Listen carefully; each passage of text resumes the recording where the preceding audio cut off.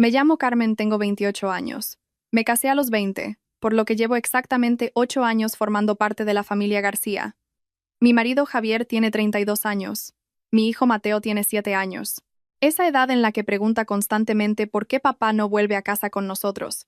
Mi suegra es Isabel, de 59 años. Antes, era una mujer ágil que regentaba la tienda de ultramarinos al principio del pueblo, siempre con una sonrisa en los labios y un oído para todo. Pero ahora yace aquí, delgada como una rama seca al sol. Esta noche he dejado a Mateo en casa de Luisa, la vecina de la casa de al lado. El niño se duerme pronto, pero sigue abrazado a una vieja camiseta de su padre, como si abrazándola consiguiera que él volviera. Luisa me envió un mensaje. Tú cuida de tu madre. Yo vigilo al pequeño. Con la que está cayendo, ten cuidado al caminar. Al leerlo, sentí una mezcla de gratitud y desamparo. Hay momentos en la vida de una mujer en los que solo deseas un hombro en el que apoyarte un instante, pero miras a tu alrededor y te das cuenta de que solo puedes contar contigo misma. El hospital comarcal por la noche tiene un frío peculiar que sube desde las baldosas hasta el pecho. El olor penetrante a desinfectante se mezcla con el de las infusiones de la habitación de al lado, haciendo que hasta respirar se sienta pesado. Sobre la cabecera de la cama, el monitor de ritmo cardíaco emitía un pitido constante, un bip bip rítmico como el tic-tac de un reloj golpeando el alma. Miré la placa con el nombre en la cama. Isabel García, 1967. De repente, sentí un escozor en los ojos. Toda una vida de trabajo y sacrificio para terminar postrada, escuchando el sonido de una máquina en lugar de las voces de sus hijos y nietos. Me senté al borde de la cama y tomé su mano, fría y seca. Su piel era fina, con las venas marcadas como las raíces de un árbol viejo. Isabel estaba de costado, sus ojos ya nublados, pero aún así intentaba mirarme. Carmen me llamó, su voz ronca como el viento colándose por una rendija. Sí, mamá, estoy aquí, me incliné hacia ella. Desde que enfermó, me acostumbré a hablar en voz baja, temiendo que cualquier sonido fuerte la agotara más. Le ajusté la manta y froté mis manos para calentarlas. Luego las puse sobre el dorso de las suyas. Era un calor escaso, pero era todo lo que podía darle. La puerta se abrió, y la enfermera de turno entró empujando un carrito. Corrió la cortina para darnos más intimidad y dijo: «Mantenga la calma. Está muy débil. Si pasa algo, llamo al médico». Salió, dejando tras de sí un rastro de olor a alcohol. Asentí con la cabeza, con un nudo en la garganta. Eché un vistazo al móvil. Un mensaje de Javier apareció en la pantalla, con solo 3 palabras. Estoy muy liado. Ni una pregunta sobre su madre, ni sobre si yo había comido algo. Solo eso. Recordé que esa misma tarde, antes de traer a mi suegra al hospital, lo había llamado 3 veces seguidas. La primera vez no contestó. La segunda. Descolgó con voz irritada, diciendo que estaba en una reunión. Le dije que a su madre le costaba respirar. Él solo soltó un «ah» y colgó. La tercera vez. El teléfono estaba apagado. Le envié un mensaje. Tu madre está muy mal. ¿Puedes venir? El mensaje se envió y quedó en silencio. A través de la ventana, la lluvia golpeaba el cristal. En la habitación, el bip bip del monitor seguía sonando, implacable. La gente suele decir que la cabra siempre tira al monte, pero ¿por qué este monte tenía que esperar a que fuera su nuera la que velara cada uno de sus suspiros?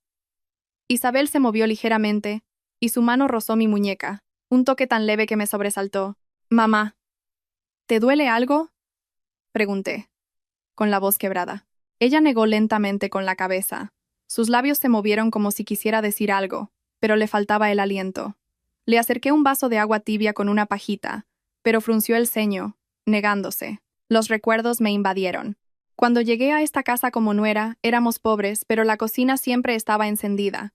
Isabel solía decir: «Puede que no tengamos dinero, pero vivimos con cariño». Me servía la mejor pieza de pescado y ella se comía la cabeza. Cuando yo me sentía cohibida, ella sonreía. «Eres joven, come para tener fuerzas». Yo creía que con paciencia, la armonía reinaría en el matrimonio y que podríamos superar cualquier obstáculo.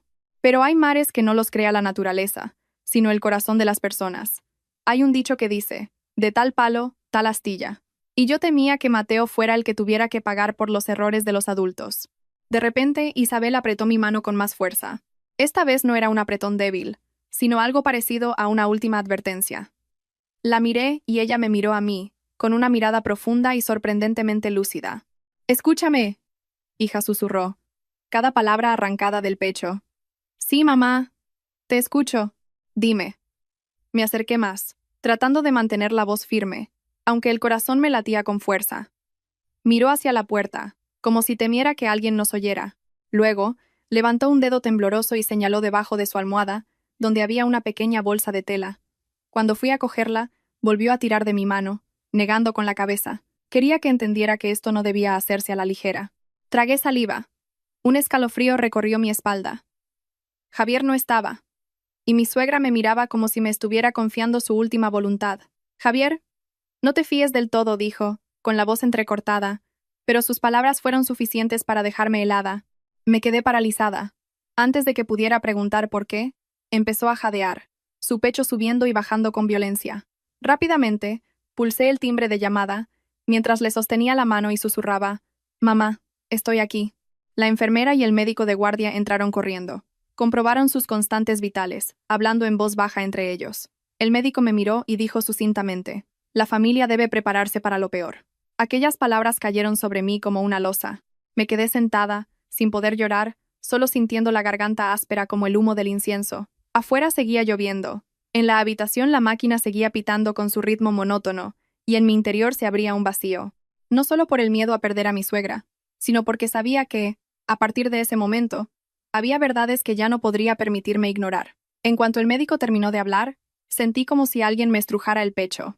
Los mayores dicen que la vida y la muerte están escritas, pero ante esa frontera, ¿quién puede mantener la calma? Solo pude asentir, con la boca seca. La enfermera corrió la cortina y me pidió que no la agitara. Luego se retiraron, dejándonos a las dos bajo la pálida luz blanca. Isabel respiraba con dificultad, con suspiros cortos, abriendo y cerrando los ojos como si intentara aferrarse a algo. Me incliné sobre ella, con la voz temblorosa pero tratando de mantener la compostura. «Mamá, si tienes algo que decirme, dímelo. Te escucho». Levantó ligeramente su mano delgada, ya sin la fuerza para apretar como antes, pero las yemas de sus dedos se aferraron a mi mano, como un náufrago que encuentra una brizna de paja. Miró rápidamente hacia la puerta y luego, con un esfuerzo, movió los labios. «Abre la bolsa». Bajo la almohada. Esta vez me permitió meter la mano y sacar la pequeña bolsa de tela. Era vieja, con costuras firmes, y la boca estaba atada con un cordel. La abrí, dentro había un fajo de papeles doblados y un sobre grueso. No tuve tiempo de mirarlos bien. Ella tosió, frunciendo el ceño como para recordarme que no me precipitara. «Escúchame primero». Luego Mira susurró. Asentí repetidamente. En esta vida había soportado muchas cosas, pero nunca me había sentido tan pequeña como en ese momento, escuchando una última voluntad que podría cambiar el destino de mi hijo y el mío. Isabel cerró los ojos un instante, como si reuniera fuerzas. Luego los abrió y me miró directamente. Su mirada ya no era la de una enferma, sino la de una madre que había meditado profunda y largamente. «El terreno de 1000 metros... Lo compré hace mucho tiempo», dijo lentamente, cada palabra saliendo del fondo de su pecho. «Ahora está junto a la nueva autovía. Me ofrecían 1.000.000 de euros. Al oírlo mi cabeza dio vueltas. ¿1.000.000 de euros? Jamás había tenido en mis manos más de unos pocos miles. Toda una vida vendiendo en la tienda, ahorrando céntimo a céntimo en cada paquete de azúcar, en cada botella de aceite. No me atrevía ni a imaginar esa cifra. Me quedé tan atónita que olvidé respirar. «Mamá, ¿has dicho 1.000.000 de euros?» Susurré, temiendo que hablar más alto rompiera algo frágil. Isabel asintió muy levemente. Sus labios temblaban, pero su voz se volvió un poco más firme. «¿Es para ti? ¿Y para Mateo?» Al oír el nombre de mi hijo, sentí un nudo en la garganta. Miré sus manos, su rostro demacrado, y de repente comprendí. No estaba hablando de dinero, estaba hablando de una salida, de un futuro, pero como se suele decir, más vale una buena herencia de valores que una fortuna. Ella estaba intentando dejarle a su nieto esa herencia, con toda la lucidez que le quedaba, pero... «¿Y Javier? Es tu hijo, mamá». «¿Por qué?» Isabel apretó suavemente mis dedos sobre el dorso de mi mano. Sus ojos se abrieron más, con una clara advertencia. Hizo un esfuerzo por levantar la barbilla, pronunciando cada palabra como si la clavara. «Que no se entere». Un escalofrío me recorrió la espalda. Aquello no era una recomendación normal. Era la advertencia de alguien que había visto algo terrible. «Mamá, ¿por qué no puedes saberlo? Es mi marido, el padre de Mateo», tartamudeé. Isabel empezó a jadear. Un estertor salió de su garganta. Rápidamente le di unas palmaditas en la espalda, pero negó con la cabeza, indicando que debía seguir escuchando. Me miró con una mezcla de pena y dolor, como si quisiera decir algo que no podía expresar por completo. He dejado los papeles listos, continuó, su voz cayendo a pedazos. En el ayuntamiento lo han certificado. Puedes venderlo legalmente, sin que nadie te lo impida. Abrí el fajo de papeles y eché un vistazo. Vi sellos oficiales, firmas, nombres. No entendía de leyes, pero comprendí una cosa. Ella me había preparado el camino, tan meticulosamente como si temiera que me acorralaran. Isabel cerró los ojos. Una lágrima se acumuló en el rabillo. Dijo en voz muy baja, casi un susurro de viento. Hija, en esta vida, la avaricia rompe el saco. Le tengo miedo. Me quedé de piedra. De repente, recordé las últimas llamadas de Javier, cada vez más irritable. Cuando me quejaba de que faltaba dinero para las medicinas, él solo respondía con monosílabos. Una vez le dije que Mateo lo echaba de menos y me espetó que no lo molestara. Me había consolado pensando que los hombres que trabajan lejos se estresan y que su mal humor era normal, pero las palabras de mi suegra en ese momento eran como una bofetada a mi ingenuidad. Quería preguntarle qué había hecho él, pero no me atreví. Temía que la respuesta me partiera el corazón. Isabel abrió los ojos, mirándome casi con súplica. Carmen, guárdame el secreto. Por ti, por el niño. Solo confío en ti. Ese solo confío en ti hizo que rompiera a llorar. Las lágrimas caían calientes sobre el dorso de su mano. Intenté secármelas rápidamente para que no viera mi debilidad, pero cuanto más las secaba, más salían. Llevaba 8 años siendo su nuera, cuidando de ella, de mi hijo, de la tienda, de la casa. A veces pensaba que ya era fuerte. Resulta que uno solo es fuerte hasta que le tocan el punto débil. No te preocupes, mamá. Te lo prometo, dije, como si prometiera que cuidaría de Mateo, que lo guardaría todo. Isabel asintió levemente. Sus ojos se suavizaron un poco, como si se hubiera quitado un peso de encima. Pero de repente, frunció el ceño y su respiración se volvió agitada. Asustada, pulsé de nuevo el timbre. El sonido de pasos apresurados, la puerta abriéndose, las órdenes del médico. Lo oía todo como a través del agua. Mientras lo examinaban, Isabel intentó girar la cabeza hacia mí. Su mano buscó la mía por última vez. La agarré rápidamente y la apreté contra mi mejilla. Su piel estaba fría como el rocío. Mamá, estoy aquí. No tengas miedo, dije, aunque era yo la que estaba aterrorizada. Isabel me miró. En sus ojos ya no había reproches ni rencor, solo algo muy extraño. La determinación de quien ha elegido a la persona correcta a la que confiar su legado. Sus labios se movieron como si quisiera decir algo más, pero ya no tenía aire. El pitido del monitor junto a la cama cambió de ritmo bruscamente. El médico dijo algo que no entendí. Solo vi cómo los dedos de Isabel se soltaban de mi mano, uno a uno, tan ligeros como una hoja cayendo sobre un estanque. Un instante de silencio absoluto, y luego sentí que algo se derrumbaba dentro de mi pecho. No grité. Me quedé inmóvil, mirando mi mano, que aún conservaba el frío de la suya, como si guardara una promesa que no tuvo tiempo de calentarse. En el pasillo, alguien corrió una cortina. Una mano se posó en mi hombro. Mi más sentido pésame, dijo una voz. Asentí por inercia. En mi mano, la bolsa de tela pesaba más que cualquier cosa que hubiera sostenido jamás. Saqué el teléfono. La pantalla seguía en silencio, ni una sola llamada perdida de Javier. Miré el rostro de Isabel por última vez. De repente, recordé una frase que solía decir cuando estaba bien. El agua siempre busca el cauce, y las personas listas saben qué caminos evitar. Aquella noche comprendí que, a partir de entonces, ya no podía permitirme vivir dejándome llevar. Tenía que aprender a elegir el camino correcto, por mi hijo y por mí misma. No recuerdo cómo hice los trámites, solo que cuando llevamos a mi suegra a casa, seguía lloviendo a cántaros. La carretera del pueblo estaba resbaladiza como si la hubieran engrasado. La ambulancia se detuvo frente a la puerta. Los vecinos salieron corriendo y llenaron el patio. Todos decían, «Pobre Isabel, era tan buena persona». Aquellas palabras de compasión sonaban como el viento, porque en mi pecho solo había un nudo pesado. Luisa ya estaba esperando y sacó a Mateo, que se escondió tras la puerta. En cuanto el niño me vio, corrió a abrazarme por la cintura, levantando la vista para preguntar, «Mamá, ¿dónde está la abuela?» Me agaché y le acaricié el pelo, apretando los labios hasta que me dolieron. La abuela estaba muy cansada, hijo. Ya está descansando. Mateo parpadeó, sin entender del todo lo que significaba descansar. Miró a su alrededor, buscando la figura de Isabel como se busca un plato familiar en la mesa. Solo pude atraerlo hacia mí, sintiendo la garganta apretada como si tuviera una espina clavada. Mientras la gente montaba las mesas, la carpa y preparaba los pañuelos de luto, entré sigilosamente en mi habitación. Abrí mi vieja caja de hojalata, metí dentro la bolsa de tela y la cerré con llave. Mis manos temblaban. Recordaba las palabras de mi suegra, tan claras como si acabara de decirlas a mi lado. Hay secretos que cuanto más valiosos, más hondo hay que enterrarlos. El fuego cerca de la paja, con el tiempo, prende. Tenía miedo de que un solo descuido lo convirtiera todo en cenizas. A la mañana siguiente, a las 6 en punto, la música fúnebre empezó a sonar, estridente y desoladora. En la cocina, una olla de caldo hervía a fuego lento. El olor a sofrito lo impregnaba todo, pero a nadie le abría el apetito. Algunos parientes llegaron temprano para repartirse las tareas.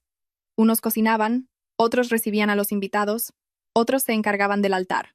Los funerales en el pueblo son así, tristes pero no pueden ser caóticos. Todos intentan cumplir con su deber. Yo llevaba mi ropa de luto, con un pañuelo blanco en la cabeza, de pie frente al altar. El humo del incienso se arremolinaba, picándome en los ojos. Miré la foto de mi suegra. Sonreía, tan serena como cuando estaba bien. Isabel siempre decía que en la vida vale más tener buena reputación que buena fama. Y ahora todo el pueblo hablaba de su reputación. Mientras tanto, yo estaba allí, con el corazón dividido entre el dolor y la preocupación por otro tipo de ruido que podía estallar en cualquier momento, el de la disputa. El teléfono vibró en mi bolsillo. ¿Lo saqué? Seguía siendo el mismo mensaje escueto que Javier había enviado la noche anterior. Estoy muy liado. Era la típica frase que la gente usa en broma en internet. La excusa del irresponsable. Pero a mí no me hacía ninguna gracia. Solo sentí un frío recorrer mi nuca. Luisa se acercó corriendo y me susurró. Llámalo otra vez, Carmen. Es el funeral de su madre. No puede dejarte sola así. La miré y negué suavemente con la cabeza. No es que no quisiera llamar, es que no podía. Y aunque pudiera, no sabría qué decirle, ahora que en mi cabeza resonaba la advertencia de la persona que acababa de fallecer. Cerca de las 10 de la mañana, cuando más gente había, un coche de 7 plazas se detuvo frente a la puerta. Javier bajó, vestido con camisa y pantalón negros, el pelo bien peinado.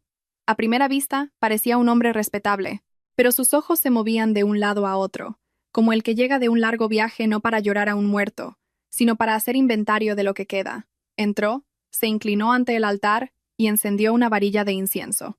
Sus manos no temblaban, sus hombros no se movían. Cualquiera que no lo conociera pensaría que estaba cumpliendo un ritual obligatorio más que despidiendo a su madre. Al darse la vuelta para saludar a los parientes, dijo en voz alta, lo justo para que todos oyeran. Estaba trabajando lejos. En cuanto me enteré, vine corriendo. Qué mal hijo he sido. Algunos familiares asintieron. Bueno, lo importante es que has vuelto. Otro le dio una palmada en la espalda para consolarlo. Yo estaba a unos pasos, observando la escena con amargura en el corazón. No necesitaba que actuara, solo que fuera sincero, aunque fuera por una sola vez. Javier me vio y se acercó, tirando de la manga de mi blusa. Su voz era baja, pero apremiante. ¿Cómo estás? ¿Dónde está Mateo? Señalé hacia Luisa, que llevaba a Mateo de la mano para saludar a los invitados. Está allí.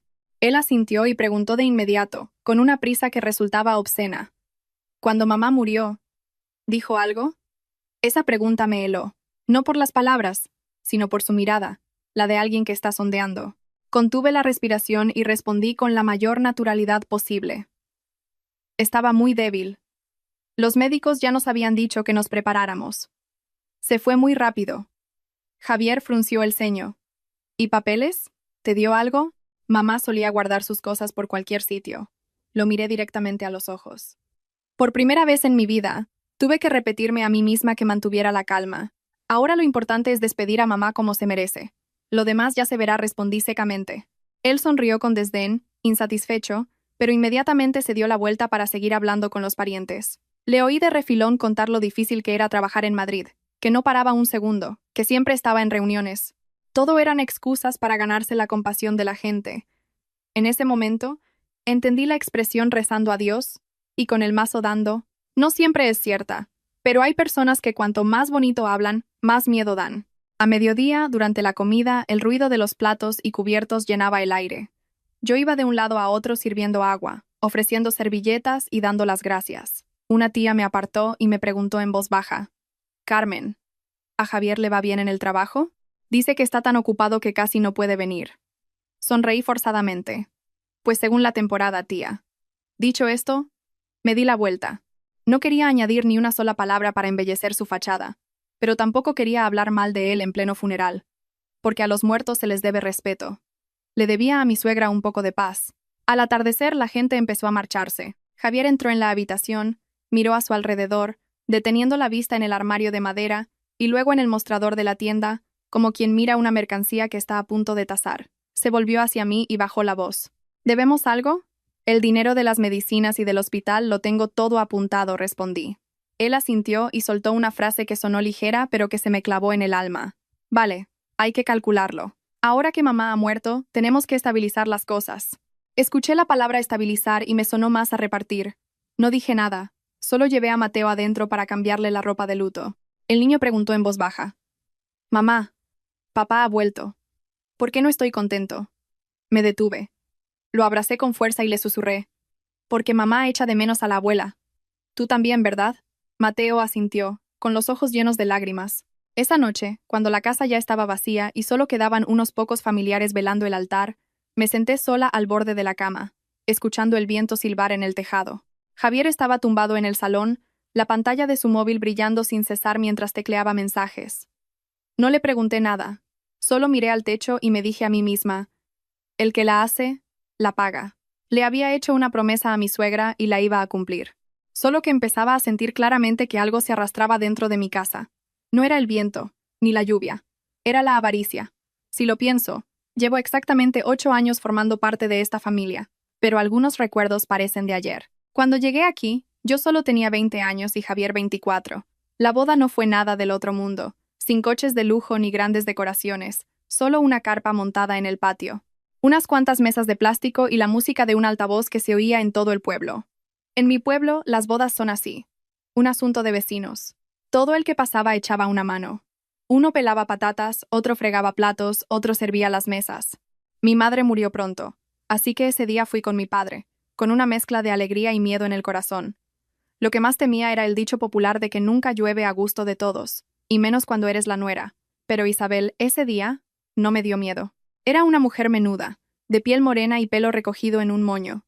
No me dijo palabras bonitas ni promesas vacías, solo me miró de arriba a abajo y me llevó a la cocina. Me dio un trozo de bizcocho casero que todavía estaba caliente. Come algo, hija. Llevas todo el día de un lado para otro. Ya estás en tu casa. Eres una más de la familia. Recuerdo aquel bizcocho, dulce en su justa medida, con el aroma del limón recién rallado, un sabor a pueblo, sin estridencias. Aquel dulzor me tranquilizó más que 100 promesas. Isabel no era la típica suegra autoritaria de las telenovelas. Era simplemente una mujer trabajadora que regentaba la tienda de ultramarinos del pueblo, viviendo según sus costumbres. Abría la tienda por la mañana, cerraba las cuentas por la tarde y encendía una vela a sus santos por la noche. La noche de bodas, no teníamos una habitación lujosa. Nos prepararon un rincón del dormitorio con una cama de madera y un dosel cuyo color ya amarilleaba. Javier se rascó la cabeza, avergonzado. Nuestra casa es así de humilde, cariño. Poco a poco, cuando gane más dinero, tendremos algo mejor. Lo miré y sentí ternura por él, por ese aire de hombre torpe pero sincero. No he venido aquí buscando una casa grande, le dije. Solo necesito que no me hagas sentirme sola. Javier sonrió y me dio un golpecito en la frente. Por eso la gente dice que amar es confiar. Pues confía en mí. Dicho esto, se rió de sí mismo, como si temiera haber hablado de más. Yo también me reí, y después de reír me sentí tranquila, con esa tranquilidad de la juventud que cree que la cena de mañana será mejor que la de hoy, solo con que los dos trabajen duro. Los primeros días como nuera, me acostumbré al ritmo de la casa. A las 4:30 de la mañana, Isabel ya estaba en pie, calentando agua y limpiando el mostrador. Yo todavía estaba medio dormida cuando llamaba a la puerta. Carmen, levanta y ayúdame un poco. Como eres nueva, no te voy a exigir mucho, pero si aprendes el oficio, te irá mejor en el futuro. Lo decía como un recordatorio, pero su voz no era de reproche. Salí, todavía torpe. Ella me enseñó cada detalle. Cómo colocar las botellas de aceite para que no se cayeran. Cómo apilar los paquetes de pasta con la etiqueta hacia afuera para que los clientes la vieran. Al pesar el azúcar, descuenta siempre el peso del papel. Me enseñaba con el ejemplo, no con gritos. Un día se me cayó una cesta entera de huevos al suelo. Se rompieron todos. Me quedé paralizada, con el corazón en un puño. Pensé que me iba a caer una buena bronca, pero Isabel solo suspiró. Se agachó a recoger las cáscaras y dijo con toda naturalidad: Lo que está roto, roto está. Límpialo bien. Las cosas se reponen. Las personas no. No te quedes ahí llorando. Sentí una mezcla de vergüenza y emoción. Con el tiempo, entendí el valor de esa frase. No todo el mundo tiene la generosidad de considerar una rotura como algo sin importancia, especialmente cuando se es pobre. Por aquel entonces, Javier trabajaba cerca de casa. Por las tardes me ayudaba a fregar los platos y a barrer el patio. Un día, mientras yo estaba limpiando verduras, trajo un barreño de agua y lo dejó a mi lado, diciendo como si presumiera: «No te molestes, ya lo hago yo». Los hombres de hoy también saben entrar en la cocina, no solo en los videojuegos. Lo miré de reojo. Más te vale mantener esa actitud. Él se rió. Claro que sí. Un matrimonio funciona cuando los dos reman en la misma dirección. Si no, ¿cómo vamos a salir adelante? Nuestras comidas en aquella época eran muy sencillas. En invierno, un guiso de lentejas con chorizo, unas patatas a la riojana o un poco de pescado frito con pimientos. En verano, gazpacho y a veces solo una tortilla de patatas con un poco de ensalada. Isabel siempre me servía la mejor parte, y ella se quedaba con los huesos o las sobras. Si yo me sentía mal, me decía: «Eres joven. Come para tener fuerzas. Cuando tengas un hijo, será todo más duro». En aquel momento, pensé que bromeaba, pero el tiempo demostró que tenía toda la razón. Isabel tenía una costumbre. Al final del día, después de cerrar la tienda, se sentaba en una mesita, abría una libreta de tapas gastadas y se ponía a escribir. Yo la miraba con curiosidad, y ella sonreía. Lo apunto para no olvidarlo. El dinero, si no lo controlas, se evapora sin que te des cuenta. Luego sacaba un fajo de billetes pequeños del bolsillo, los alisaba y los metía en una caja de hojalata. No se compraba ropa ni cosméticos. Si alguien le decía que era tacaña, ella respondía: «Muchos pocos hacen un mucho. Si somos pobres, tenemos que estar preparados para los días de lluvia». Esa frase, preparados para los días de lluvia, ahora que lo pienso, entiendo que no se refería solo a las tormentas del cielo, sino también a las del corazón. Durante los primeros años, de verdad creí que tenía suerte.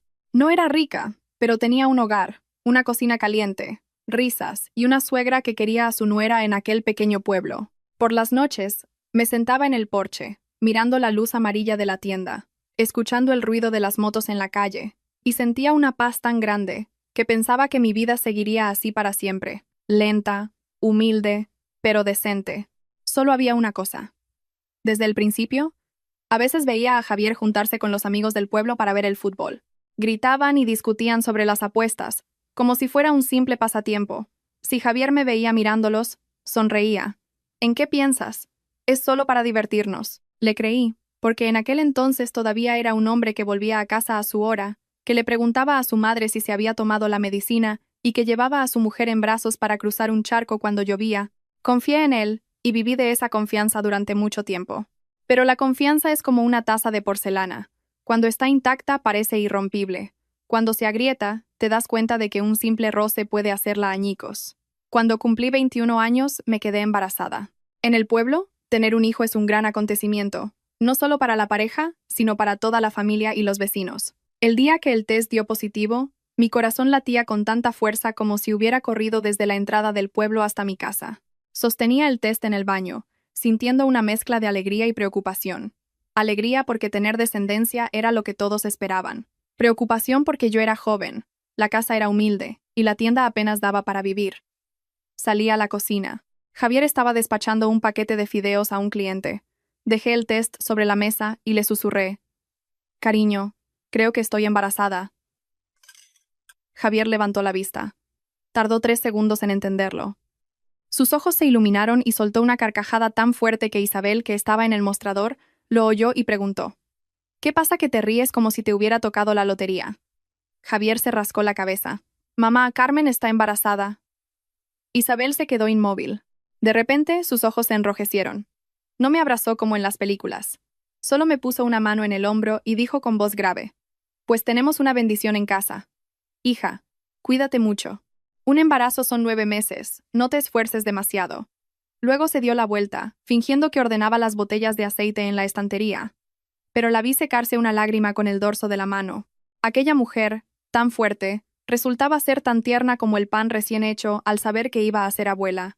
En los meses siguientes, nuestras comidas cambiaron. Isabel empezó a cocinar caldos de pollo, guisos de ternera y pescado al horno con patatas, diciendo que era para que la nuera tuviera buena leche después. Cada vez que tenía náuseas y el simple olor a comida me revolvía el estómago. Ella no me reñía. En silencio, me preparaba una infusión de jengibre y me la daba diciendo: «Bébetela, hija. La vida es como una taza, a veces caliente, a veces fría. Las náuseas son así, ya pasarán». Sus palabras me hacían sonreír y sentirme querida. Tenía poca educación, pero cada frase suya tenía un significado profundo. Mateo nació una mañana a finales de la temporada de lluvias. El cielo estaba gris y soplaba un viento húmedo. Los dolores eran insoportables. Javier, presa del pánico, corrió a buscar el coche. Sudaba a mares, pero intentaba tranquilizarme. «Aguanta, cariño, estoy aquí». En la sala de partos, oía mi propia respiración agitada y la voz de la matrona diciendo: «Empuja». Y entonces, un llanto agudo y hermoso lo llenó todo. El bebé era un pequeño ser arrugado y rojo, pero para mí, en ese momento, era el universo entero. Isabel lo sostuvo en brazos, sonriendo con los ojos llorosos. Dijo, como si se lo anunciara a todo el pueblo: «Mirad a mi nieto. Vamos a llamarlo Mateo, para que sea fuerte y se mantenga firme donde quiera que vaya». Javier estaba a su lado, mirando al niño y luego a mí. Su voz se suavizó. «Gracias, mi amor. Has pasado por mucho». Aquellas palabras, al recordarlas ahora, me producen una mezcla de calidez y tristeza, porque hay agradecimientos que no pueden salvar una vida cuando el corazón de una persona cambia de rumbo. Los primeros meses con el bebé fueron ajetreados, pero felices. Por la noche, si Mateo lloraba, yo lo acunaba. Isabel se levantaba con una lamparita y preparaba el biberón. Un día estaba tan agotada que me quedé dormida nada más tumbarme. Ella me tapó con una manta fina y susurró, como si temiera despertarme: «Duerme un poco, hija, que mañana necesitarás fuerzas para criar al niño». Al oírla sentí un nudo en la garganta. La gente dice que la relación entre suegra y nuera es complicada, pero en aquel entonces sentía que tenía una segunda madre. La tienda seguía abierta todos los días. Cuando Mateo creció un poco, lo llevaba en un portabebés mientras despachaba azúcar o lo mecía para que se calmara. Los clientes habituales, al comprar sal, harina o un paquete de pasta, bromeaban: «¿Qué maña tiene la nuera de Isabel? Vende y cría al niño a la vez». Isabel solo sonreía. «Maña ninguna. Es duro. Pero el que no trabaja, no come». Empezó a enseñarme a llevar las cuentas de forma más metódica. Ya no era solo apuntar «María debe 20 euros», sino anotar la fecha, el producto y cuándo prometía pagar. Decía, con el dinero, cuanto más claro, mejor. 1 euro de descuadre hoy puede convertirse en 100 mañana. Yo asentía, aprendiendo a calcular de cabeza y a revisar el inventario. Un día me equivoqué. No me gritó, solo señaló la línea en la libreta. «Míralo otra vez. Hagas lo que hagas, hazlo con cuidado. Un pequeño error puede tener grandes consecuencias». Fue por esa época cuando me di cuenta de una extraña costumbre de Isabel.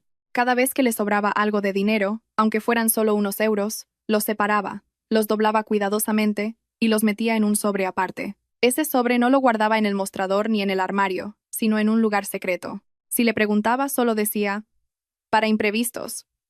Lo decía con la misma naturalidad con la que se habla del tiempo, pero su voz era firme como una roca. Algunas tardes, cuando no había clientes, Isabel se cambiaba de ropa, se peinaba y me decía: «Voy un momento al ayuntamiento. Vigila la tienda, ¿vale?». Yo estaba ocupada meciendo a Mateo para que se durmiera, así que solo respondía que sí. «Al ayuntamiento, pues al ayuntamiento». En el pueblo, la gente va al ayuntamiento a hacer todo tipo de trámites: el padrón, permisos, lo que sea. No le di importancia. Pero una vez, Luisa vino a comprar una botella de aceite y, apoyada en el mostrador, comentó como si nada: «El otro día vi a tu suegra con el señor Robles, el del catastro». «¿Iba al ayuntamiento?». Me sorprendió un poco. «Sí, supongo que tendría algún asunto». Luisa enarcó una ceja. «Ah, bueno, solo lo decía. El patrimonio es como el humo. Hay que saber cuidarlo y administrarlo bien». Sonreí para quitarle hierro al asunto, pero una pequeña inquietud se instaló en mi mente. Luego me tranquilicé a mí misma. Es normal que una mujer mayor sea previsora. Siendo pobres, es lógico que sea calculadora. En aquel momento, yo solo pensaba en la leche para mi hijo, en los pañales, en que no faltara mercancía en la tienda. No profundicé ni pregunté más, porque en la cultura de pueblo, si una nuera pregunta demasiado sobre los asuntos privados de su suegra, puede ser considerada una entrometida. En los años siguientes, Mateo fue creciendo. Ahora, con 7 años, corretea por el patio sin parar. pero entonces apenas sabía darse la vuelta, gatear y decir papá con su media lengua. Cada vez que lo decía, Isabel sonreía de oreja a oreja, lo cogía en brazos y bromeaba. Dilo otra vez, anda. Si lo dices otra vez, la abuela te da un caramelo. Luego se volvía hacia mí y me recordaba. Criar a un hijo, Carmen, es una mezcla de amor y disciplina. Quien bien te quiere te hará llorar, pero incluso el castigo debe darse con cariño. La escuchaba y me lo grababa en el corazón. Sentía que mi vida en aquel entonces, aunque ajetreada y con apuros económicos, era cálida. Cálida por la voz de mi hijo, por la mano de mi suegra que me ayudaba, y por un marido que, al menos, todavía volvía a casa cada noche, cogía a su hijo en brazos y le sonreía a su mujer. Lo que no sabía era que, en aquellos días que parecían tan tranquilos, mi suegra estaba construyendo en secreto un salvavidas para mi hijo y para mí, y yo estaba viviendo mis últimos días de calma sin ser consciente de ello. Aquel día era una mañana de principios de verano. El aire era bochornoso incluso antes de que el sol calentara, y el viento siseaba al pasar por el tejado de chapa. Me levanté temprano para preparar un poco de sopa de fideos para Mateo, con un huevo cocido. Le dije que comiera bien para tener energía en el colegio. El niño comía mientras balanceaba las piernas, diciendo con desparpajo: «Cuando mamá hace sopa, se me quita el sueño de golpe». Me reí. Pensé que más tarde le compraría un helado como premio. Isabel todavía estaba bien, aunque llevaba unos días con dolor de cabeza por el cambio de tiempo. Cuando le sugerí que fuera al médico, me despachó con un gesto. «Va, es cosa de la edad. Un poco de dolor de cabeza no es nada». Estaba de pie frente al mostrador, ordenando las botellas de aceite y murmurando cálculos. Ver su espalda me daba la misma tranquilidad de siempre. Sobre las 7, la tienda se llenó de gente que iba al mercado. Unos compraban un paquete de pasta, otros un kilo de azúcar, otros pedían fiada una botella de aceite. Mi pueblo era así, de confianza. A veces no pagaban hasta fin de mes. Isabel estaba pesando arroz cuando de repente se detuvo. Vi que le temblaba la mano y que el caso de plástico se inclinaba ligeramente. Pensé que estaba cansada y le dije: «Mamá, siéntate a descansar». «Ya lo peso yo». Antes de que pudiera responder, su rostro palideció y su boca se torció ligeramente, como si alguien le tirara de un lado. Se llevó una mano a la frente, sus ojos se abrieron de par en par y sus piernas cedieron. Se desplomó hacia adelante, golpeándose contra el borde del mostrador. El golpe seco me heló la sangre. «¡Mamá!», grité, corriendo a socorrerla. Los clientes también se asustaron. Uno salió corriendo a la calle a pedir ayuda. Isabel no podía hablar. Solo emitía sonidos guturales y le salía espuma por la boca. Sentí que se me aflojaban las piernas. La sujetaba y la sacudía, balbuceando: «Mamá, ¿me oyes? Mírame». Luisa, la vecina, entró como una exhalación, y al ver la escena, gritó: «No la sacudas. Ponla de lado y levántale la cabeza». Hablaba con la seguridad de la experiencia, mientras actuaba con rapidez. Yo la obedecí, con el corazón a punto de salírseme del pecho. Mateo, que ya iba a medio camino del colegio, oyó el alboroto, se dio la vuelta y se quedó paralizado en la puerta, con la cara pálida como el papel. Solo acerté a gritarle: «Mateo, quédate ahí. No te acerques. Haz caso a mamá». El niño se mordió el labio, con los ojos enrojecidos, pero se quedó quieto, agarrando con fuerza las correas de su mochila. Un vecino que trabajaba de taxista nos ayudó a llevar a Isabel primero al centro de salud y de ahí directamente al hospital comarcal. En el coche, abrazaba a mi suegra para que no se cayera, escuchando su respiración fatigosa. Tenía la espalda empapada en sudor y el viento frío me golpeaba. Luisa iba detrás con Mateo, intentando calmarlo. «La abuela se pondrá bien. No tengas miedo». Pero su voz también temblaba. Al llegar al hospital, los médicos llevaron a mi suegra a urgencias. Yo esperaba en el pasillo, con las manos impregnadas de olor a desinfectante y un vacío en el estómago. «Javier». Lo llamé sin parar. La primera vez. No contestó. La segunda. Descolgó con voz irritada. «¿Qué pasa?» «Estoy trabajando». Hablé rápido, con la garganta en llamas. «A mamá le ha dado un derrame cerebral. Estamos en el hospital comarcal. ¿Puedes venir hoy?» Al otro lado hubo un silencio de unos segundos, y luego suspiró. «¿Un derrame? Bueno, ya veré cómo me lo monto». Ese ya veré me dejó helada. Su madre estaba en urgencias, y él se lo tomaba como si fuera un problema de agenda. Colgué, mordiéndome los labios hasta hacerme sangre. En mi cabeza resonó el viejo dicho. Y aunque aún no lo sabía todo, ya empezaba a vislumbrar un lado oscuro.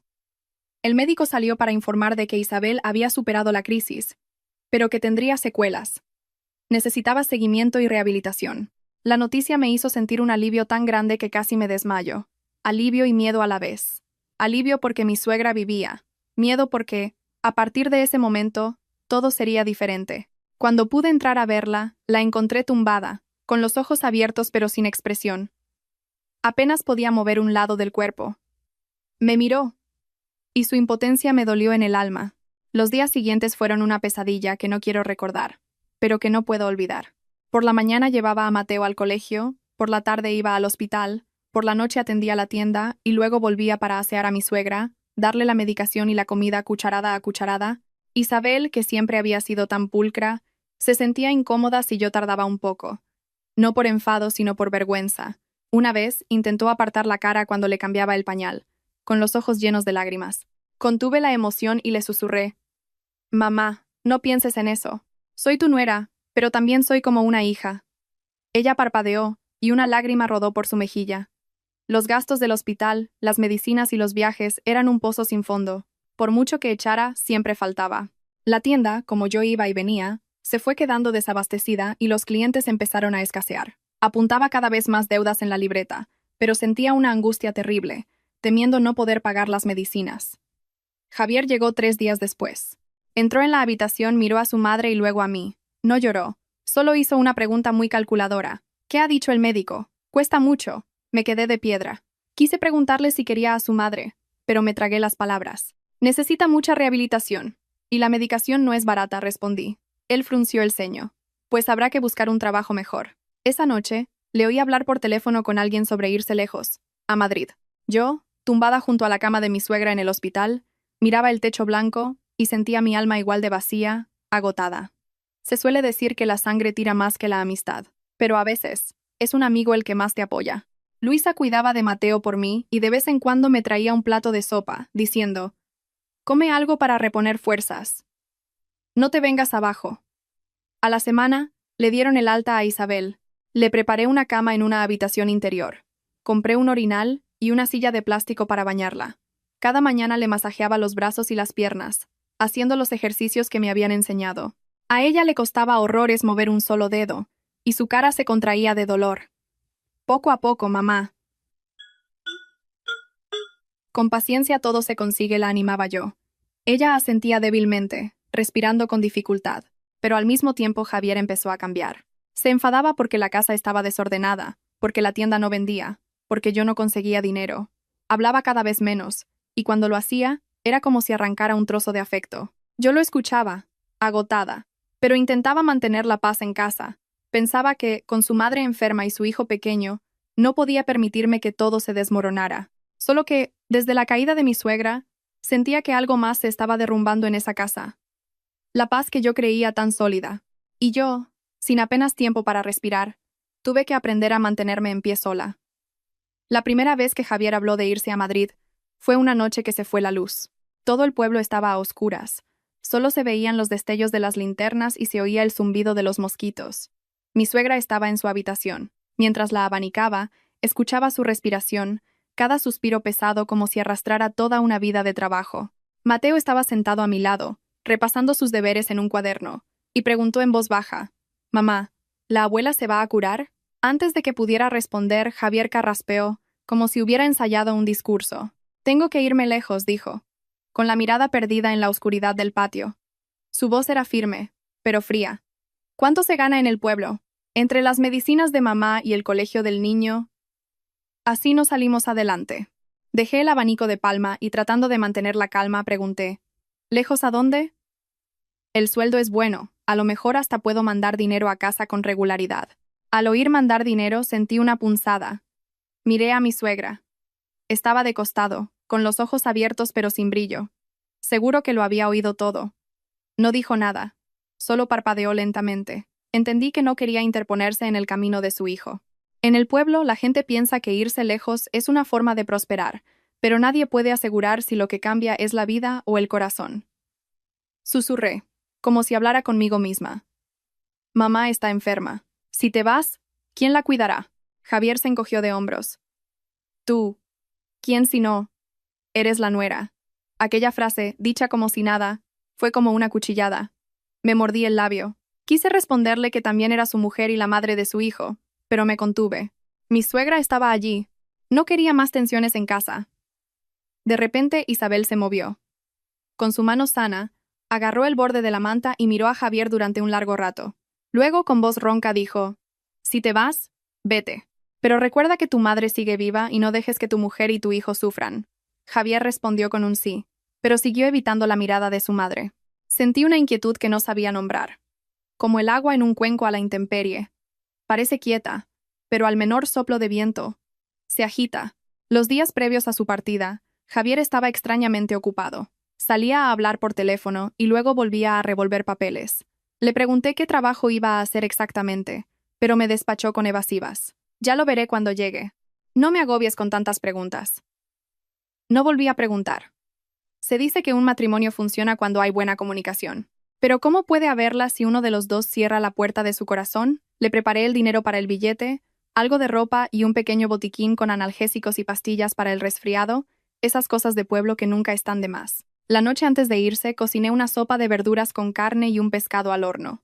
Después de cenar, Mateo corrió a abrazar las piernas de su padre. «Papá, si te vas, ¿volverás?» Javier le acarició la cabeza y sonrió. «Papá se va a ganar dinero para comprarte una bicicleta nueva». A Mateo se le iluminaron los ojos y se volvió hacia mí para presumir. «¿Has oído, mamá? Papá me va a comprar una bicicleta». Yo sonreí a la fuerza. En ese momento, una bicicleta no valía nada comparado con un «estaré a tu lado». Pero Javier no lo dijo. A la mañana siguiente, apenas amaneció, me levanté a preparar el desayuno. Isabel estaba en la cama. La ayudé a sentarse y le peiné el pelo. Me miró, y sus labios temblaron como si quisiera decir algo, pero se contuvo. Me acerqué. «Mamá, ¿quieres decirme algo?», dijo en voz muy baja. «Cuida de la casa, hija. Que nadie nos menosprecie». Luego se volvió hacia Javier, con voz lenta pero grave. «Trabaja con honradez. No te dejes llevar por las ganancias fáciles». Javier se colgó la mochila y volvió a decir «sí». Se quedó en medio de la casa, mirando a su alrededor como si estuviera tomando una fotografía mental. Le di un sobre con el poco dinero que teníamos ahorrado. «Toma». Al decirlo me sentí como la que le da agua al que va a cruzar un río, con una mezcla de compasión y miedo. Javier lo cogió y se lo metió en el bolsillo sin mirarme. Solo dijo: «Me voy. Cuida de mamá, que no le falten las medicinas». Luego se agachó y le dio a Mateo un beso rápido. Saqué a Mateo a la puerta para despedirlo. El camino del pueblo todavía estaba húmedo por el rocío y olía a tierra mojada. El autobús esperaba al final de la calle, con el motor en marcha. Javier subió, se dio la vuelta y levantó la mano. «Os llamaré», gritó, como para que lo oyera todo el pueblo. Asentí. No me lo creía del todo, pero tenía que asentir, porque las mujeres de pueblo, a veces, solo pueden aferrarse a una promesa para seguir adelante. Mateo corrió unos pasos tras el autobús gritando: «Papá, acuérdate de volver». Javier sonrió, y la puerta del autobús se cerró de golpe. El vehículo arrancó, levantando una nube de polvo y dejando tras de sí el ruido del motor que se alejaba. Me quedé quieta un buen rato, no por nostalgia de la despedida, sino porque sentí que la casa a mi espalda se había vuelto de repente más grande, más vacía. Me di la vuelta y oí la tos de mi suegra en su habitación. Mateo me tiró de la mano. «Mamá, vamos a darle la medicina a la abuela». Dije que sí, mientras pensaba para mis adentros. Bueno, si se esfuerza, saldremos adelante. Uno se va a ganar el pan y el otro se queda cuidando la casa. Mientras sigamos queriéndonos, todo irá bien. Pero esa misma tarde, cuando intenté llamar a Javier para preguntarle si había llegado, el teléfono comunicaba. Volví a llamar y seguía comunicando. Por la noche, me envió un mensaje con solo 2 palabras. «Ya llegué, ni una más». Dejé el teléfono y miré la olla de caldo que hervía a fuego lento. El fuego de la cocina seguía encendido, pero en mi corazón empezaba a crecer una zona fría. En la habitación, Isabel me llamó. «Carmen». Corrí hacia ella. Me cogió la mano, me miró fijamente, y lentamente, como si repitiera una vieja lección, dijo: «En esta vida, no te fíes de las palabras, fíjate en los hechos». No pude responder. Solo le apreté la mano con fuerza, como si me aferrara a un ancla. Afuera, el viento golpeaba el tejado, haciendo un ruido metálico. Sentí que empezaba una nueva etapa en mi vida. Una etapa en la que cada día tendría que ser nuera, madre y mi propio pilar. El primer mes que Javier estuvo fuera, todavía sentía algo de esperanza. Llamaba por la noche, con el ruido del tráfico de fondo, y decía que estaba en una habitación compartida, pequeña pero aceptable. Preguntaba por su madre, por si Mateo se portaba bien. Yo, como un sediento que encuentra agua, me alegraba y le contaba todo a toda prisa. Mamá ya puede mover un poco los dedos. Mateo ya no llora al ir al colegio. Él respondía con monosílabos, me recordaba que comprara las medicinas y colgaba porque alguien lo llamaba. Aunque las llamadas eran cortas, me consolaba pensando, bueno, un hombre que trabaja lejos tiene que estar ocupado. A fin de mes, me envió 300 euros. Para alguien de ciudad, puede que no sea mucho, pero para mí, en ese momento, 300 euros eran un salvavidas. Fui a la farmacia, compré todas las medicinas y luego al mercado a por un pescado para hacérselo al horno a mi suegra, que le sentaba bien. Isabel comía despacio, asintiendo levemente, y mirándome como si quisiera decir esto ayuda. Mientras le masajeaba las piernas, le susurraba, tranquila, mamá, que ya tenemos para las medicinas. Ella no sonreía, solo suspiraba. Era así. Nunca mostraba demasiada alegría, como si temiera que se desvaneciera. Mateo, en cambio, estaba eufórico. Cada vez que sonaba el teléfono, corría hacia él con los ojos brillantes. «¿Es papá, mamá?» Un día, Javier hizo una videollamada. Mateo se puso firme como un soldado, le enseñó su cuaderno de caligrafía y su diente recién caído. Javier se rió, lo felicitó, y luego dijo que tenía prisa y cortó. Mateo siguió sonriendo, pero yo, al ver la pantalla oscurecerse, sentí un vacío en el estómago, como una taza de la que hubieran bebido hasta la última gota. Los meses siguientes, el dinero siguió llegando, pero cada vez menos. De 300 euros pasó a 250, y luego a 200. Javier se excusaba diciendo que le descontaban cosas del sueldo, que al mes siguiente me compensaría. Le creí. Seguí creyéndole, porque las nueras de pueblo estamos acostumbradas a aguantar y a esperar. Se suele decir que si el marido se enfada, la mujer debe callar. No quería montar un escándalo con mi suegra enferma y mi hijo pequeño. Me dediqué en cuerpo y alma a la tienda. Abría por la mañana, a mediodía aprovechaba para hacerle la comida a mi suegra, por la tarde recogía a Mateo, y por la noche revisaba el inventario y las cuentas. Calculaba cada céntimo. ¿Cuánto ganaba con una botella de aceite, con un paquete de pasta, si la factura de la luz había subido o bajado? A veces, si un cliente pedía mucho fiado, tenía que ceder. Te lo apunto. A final de semana me lo pagas. Y al darme la vuelta, sentía una punzada en el corazón, porque la lista de deudas crecía, pero las medicinas no esperaban. Isabel me veía trabajar sin descanso. Una vez me dijo en voz baja, «No cargues con todo, hija. Te vas a romper la espalda». Sonreí amargamente. «Si no lo hago yo, ¿quién lo va a hacer, mamá?» Ella guardó silencio un momento, y luego soltó una frase que era a la vez un lamento y una advertencia. En la vida, las alegrías se comparten y las penas se sobrellevan juntos. El problema es cuando uno solo quiere compartir las alegrías. Fingí no oír a quién se refería con uno. Al octavo mes, Javier empezó a llamar menos. Una vez a la semana, luego cada 15 días. Le escribía, «¿Comes bien?» Y él respondía con una sola palabra, «Bien». Le escribía, «Mamá te echa de menos», y solo veía el doble tic de leído. Era extraño. No me insultaba, no me gritaba, pero me hacía sentir pequeña, como si yo estuviera aferrada a una cuerda, y él, tranquilamente, fuera soltando los dedos uno a uno. Un día, Mateo, mientras hacía los deberes, levantó la vista y preguntó, «Mamá, ¿por qué papá ya no llama?» Me quedé helada un segundo, y luego respondí, «Está muy ocupado trabajando, hijo». Mateo hizo un puchero. «¿Tan ocupado que no se acuerda de mí?» Una pregunta de niño que se clava como una aguja. Me di la vuelta y cogí un paño para limpiar la mesa, para que no viera mis ojos enrojecidos. Justo en ese momento, entró Luisa a devolverme unos huevos. Al verme la cara preguntó, «¿Te manda dinero con regularidad?» Asentí. Luisa sonrió con amargura. «Si el dinero llega, pero el cariño no, la cosa también es dura. El dinero en casa de un pobre es como el viento. Entra y sale. Intenta administrarlo bien». Yo solo pude decir sí. Y entonces, el día que más temía llegó. Una llamada a medianoche. Estaba medio dormida cuando el teléfono vibró con fuerza. Vi el nombre de Javier en la pantalla y me sobresalté, pensando que había pasado algo. Apenas descolgué, oí su voz, irritada. «¿Qué has hecho para que la factura de la luz y el agua suba este mes?» Me quedé desconcertada. ¿Qué dices? Te mando dinero y tú te lo gastas no sé en qué. ¿Por qué siempre falta?» Su voz era un trueno, como si me estuviera gritando en medio de la calle. Me senté de golpe en la cama, intentando hablar bajo para no despertar a mi suegra y a Mateo. Este mes le he comprado a mamá unas vitaminas que le recetó el médico. Y Mateo ha tenido que pagar la matrícula del colegio. Lo tengo todo apuntado. Si quieres te lo leo. Javier bufó. ¿Qué apuntado ni qué apuntado? No inventes cosas. Yo me mato a trabajar, y tú, en casa, con la tienda, ¿no eres capaz de apañártelas? Aquella frase me dejó sin palabras. Recordé las noches en vela cuidando a mi suegra, las mañanas despachando en la tienda con Mateo en brazos, el sudor en mi espalda al ayudar a mi suegra a ir al baño. Y de repente, me sentí como una parásita.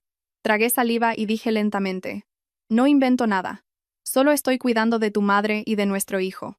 Javier guardó silencio un segundo, y luego su voz se volvió aún más fría. Mira, te lo digo en serio, no me llames tanto. Necesito tranquilidad para trabajar. Me quedé de piedra. Él necesitaba tranquilidad para trabajar. ¿Y su mujer y su hijo qué necesitaban para vivir?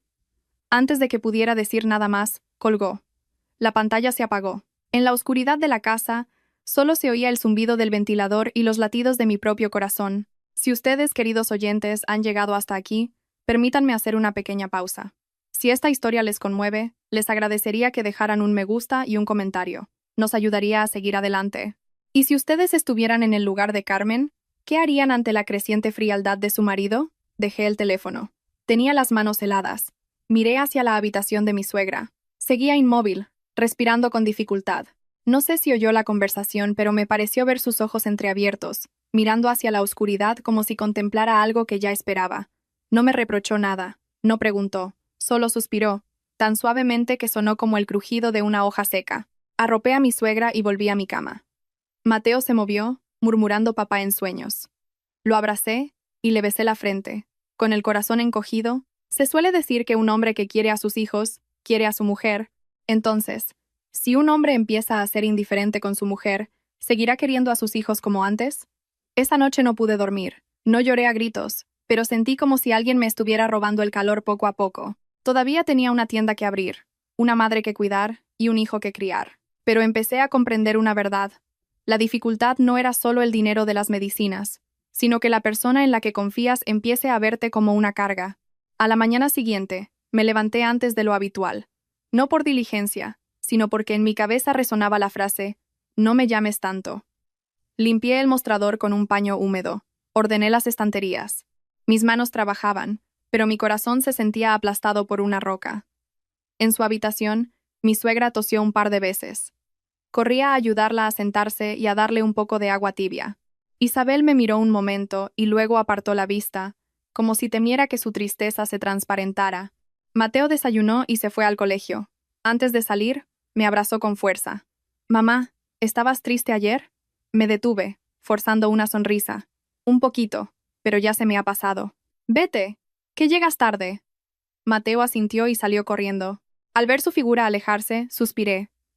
Los niños son muy sensibles. Creemos que podemos ocultarles las cosas, pero nos miran a los ojos y lo saben todo. Apenas abrí la tienda, el teléfono sonó. El nombre de Javier en la pantalla. Mi corazón dio un vuelco. Me dije a mí misma que mantuviera la calma. Si llamaba, tenía que contestar. Al fin y al cabo, era mi marido y el padre de Mateo.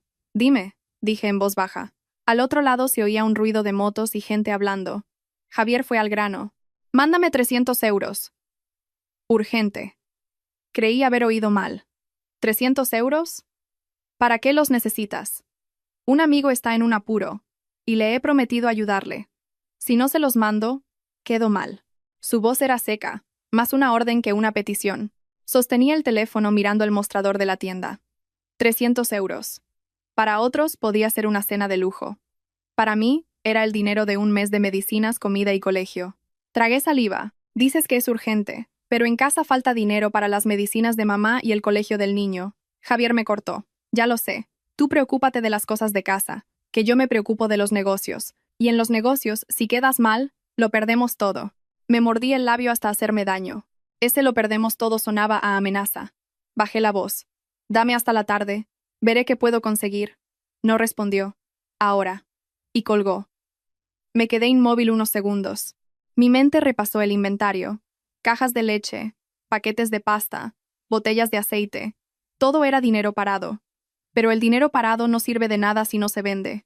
Miré la libreta de deudas. Varias vecinas me debían dinero.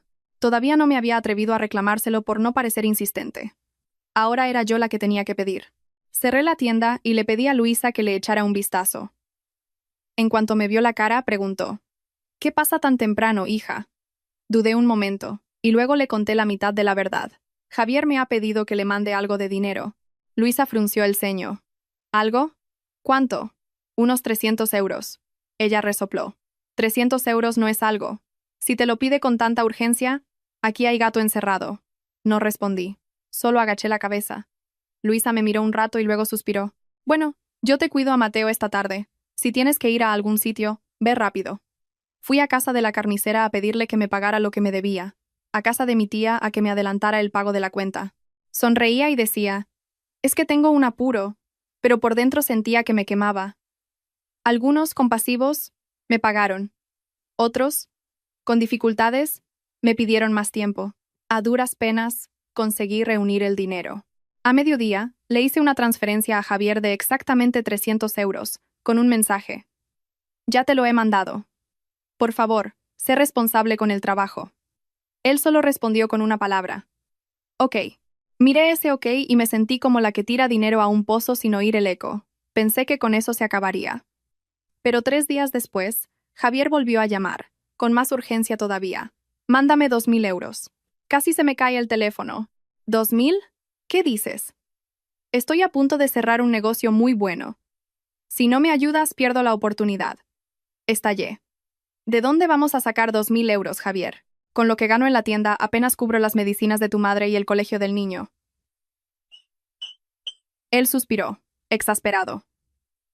Tú siempre con las medicinas y el colegio. Te lo digo en serio, estoy metido en algo grande. Si no me crees, al menos no me estorbes. Ese no me estorbes me heló la espalda. Me tapé la boca para que mi voz no temblara. Dame tiempo. Veré qué puedo conseguir. Pero tienes que decirme qué negocio es y con quién. Javier guardó silencio un segundo y luego dijo, como si lo hubiera memorizado: «Un amigo me ha presentado a unos proveedores de productos de consumo. ¿Para qué preguntas tanto si no entiendes?» Silencié el teléfono un momento, respiré hondo. Recordé las palabras de Isabel. Fíjate en los hechos. Miré hacia la habitación. Mi suegra estaba tumbada, con los ojos cerrados, pero sé que no dormía. Sé que lo oía. Con solo escuchar mi parte de la conversación, podía adivinar el resto. Entré, corrí la cortina y susurré: «Mamá, descansa». Isabel abrió los ojos. Su voz era un hilo. «¿Te ha vuelto a pedir dinero?» Me quedé paralizada. No quería preocuparla, pero tampoco podía mentirle. Asentí muy levemente. Ella cerró los ojos, y una lágrima rodó por su mejilla. Dijo una frase corta, pero que me dolió como sal en una herida. Yo lo traje al mundo, y ahora no puedo controlarlo. Rápidamente, le cogí la mano. «Mamá, no te culpes. Yo puedo con esto». Ella negó con la cabeza. «¿Hasta cuándo vas a poder?» Y luego empezó a jadear, como si quisiera decir más, pero le faltara el aire. Solo pude arroparla, con el corazón hecho un nudo. 2000 euros. Ya no podía pedir adelantos a los vecinos. Tuve que empezar a pedir prestado. Pedir prestado con la cabeza gacha, pedir prestado y aguantar preguntas. Fui a casa de un primo segundo, a pedirle que intercediera por mí con un conocido que tenía dinero. Me miró un largo rato, y me preguntó directamente: «¿En qué negocio anda metido tu marido para necesitar tanto dinero?» Sonreí a la fuerza. «Dice que es una buena inversión». Mi primo chasqueó la lengua. «En esta vida, la avaricia rompe el saco. Recuérdalo, prima. Conseguí el préstamo, con un contrato en regla y una fecha de devolución». Me temblaba la mano al firmar. No por miedo a no poder devolverlo, sino por miedo a estar atándome a un pozo sin fondo. Después de hacer la transferencia, le escribí a Javier: «Hagas lo que hagas. Piensa en tu madre y en tu hijo». Esta vez su respuesta fue más larga, pero más fría. «No me des lecciones». Me quedé sentada en el mostrador, abatida. Justo entonces, llegó Mateo del colegio. Entró, me miró a la cara y luego al teléfono. Preguntó en voz baja: «¿Papá le ha vuelto a pedir dinero a mamá?» Me sobresalté. «¿Cómo lo sabes?» Mateo apretó los labios. «El otro día oí a mamá decir: veré qué puedo conseguir». Lo oí. Se me hizo un nudo en la garganta. Un niño de 7 años. Ya sabía lo que significaba conseguir. «No te preocupes, hijo. Son cosas de mayores. Mateo levantó la vista, con los ojos llorosos. ¿Por qué papá no le manda dinero a mamá? Y en vez de eso se lo pide. Aquella pregunta me dejó sin respuesta. No sabía cómo decirle la verdad sin que perdiera la fe en su padre.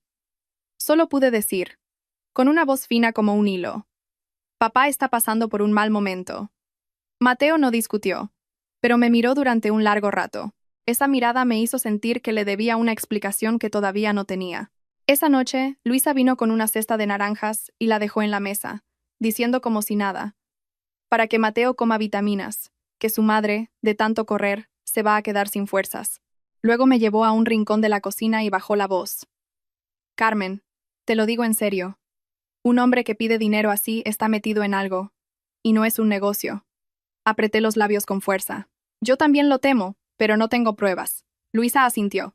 Pues entonces guarda las que tengas. Mensajes, llamadas, todo. Sin pruebas, luego la perjudicada serás tú.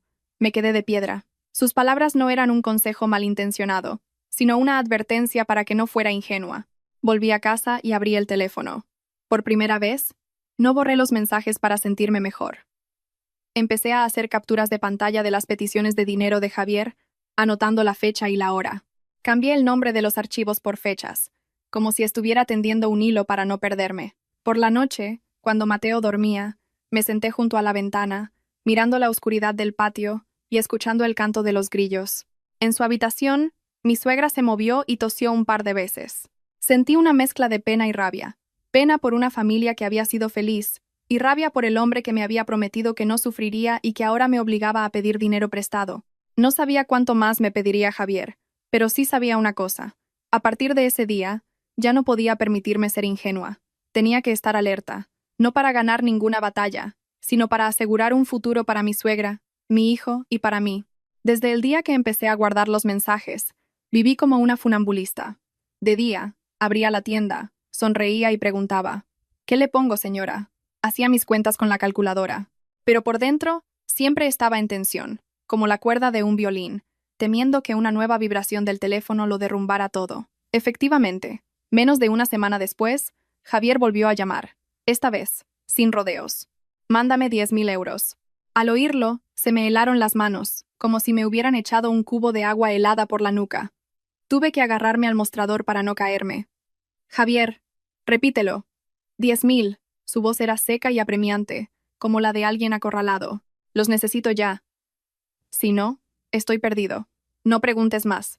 Intenté hablar bajo. Mi suegra estaba en su habitación y Mateo hacía los deberes en la mesa, cerca de la ventana. Javier, ¿de dónde vamos a sacar ese dinero? Todavía no sé cómo voy a devolver los 2.000 que te mandé. Las medicinas de mamá, el colegio del niño. Déjame un respiro. Al otro lado hubo un silencio, y luego una risa amarga. Se te da muy bien quejarte. Estás todo el día sentada en la tienda vendiendo paquetes de pasta y te crees que eres la que más sufre del mundo. Aquella frase fue como una bofetada. Se me hizo un nudo en la garganta y no pude hablar durante unos segundos. Miré mis manos, impregnadas del olor a aceite, a cebolla, a la crema de masajes de mi suegra, y él decía que yo estaba sentada como una reina.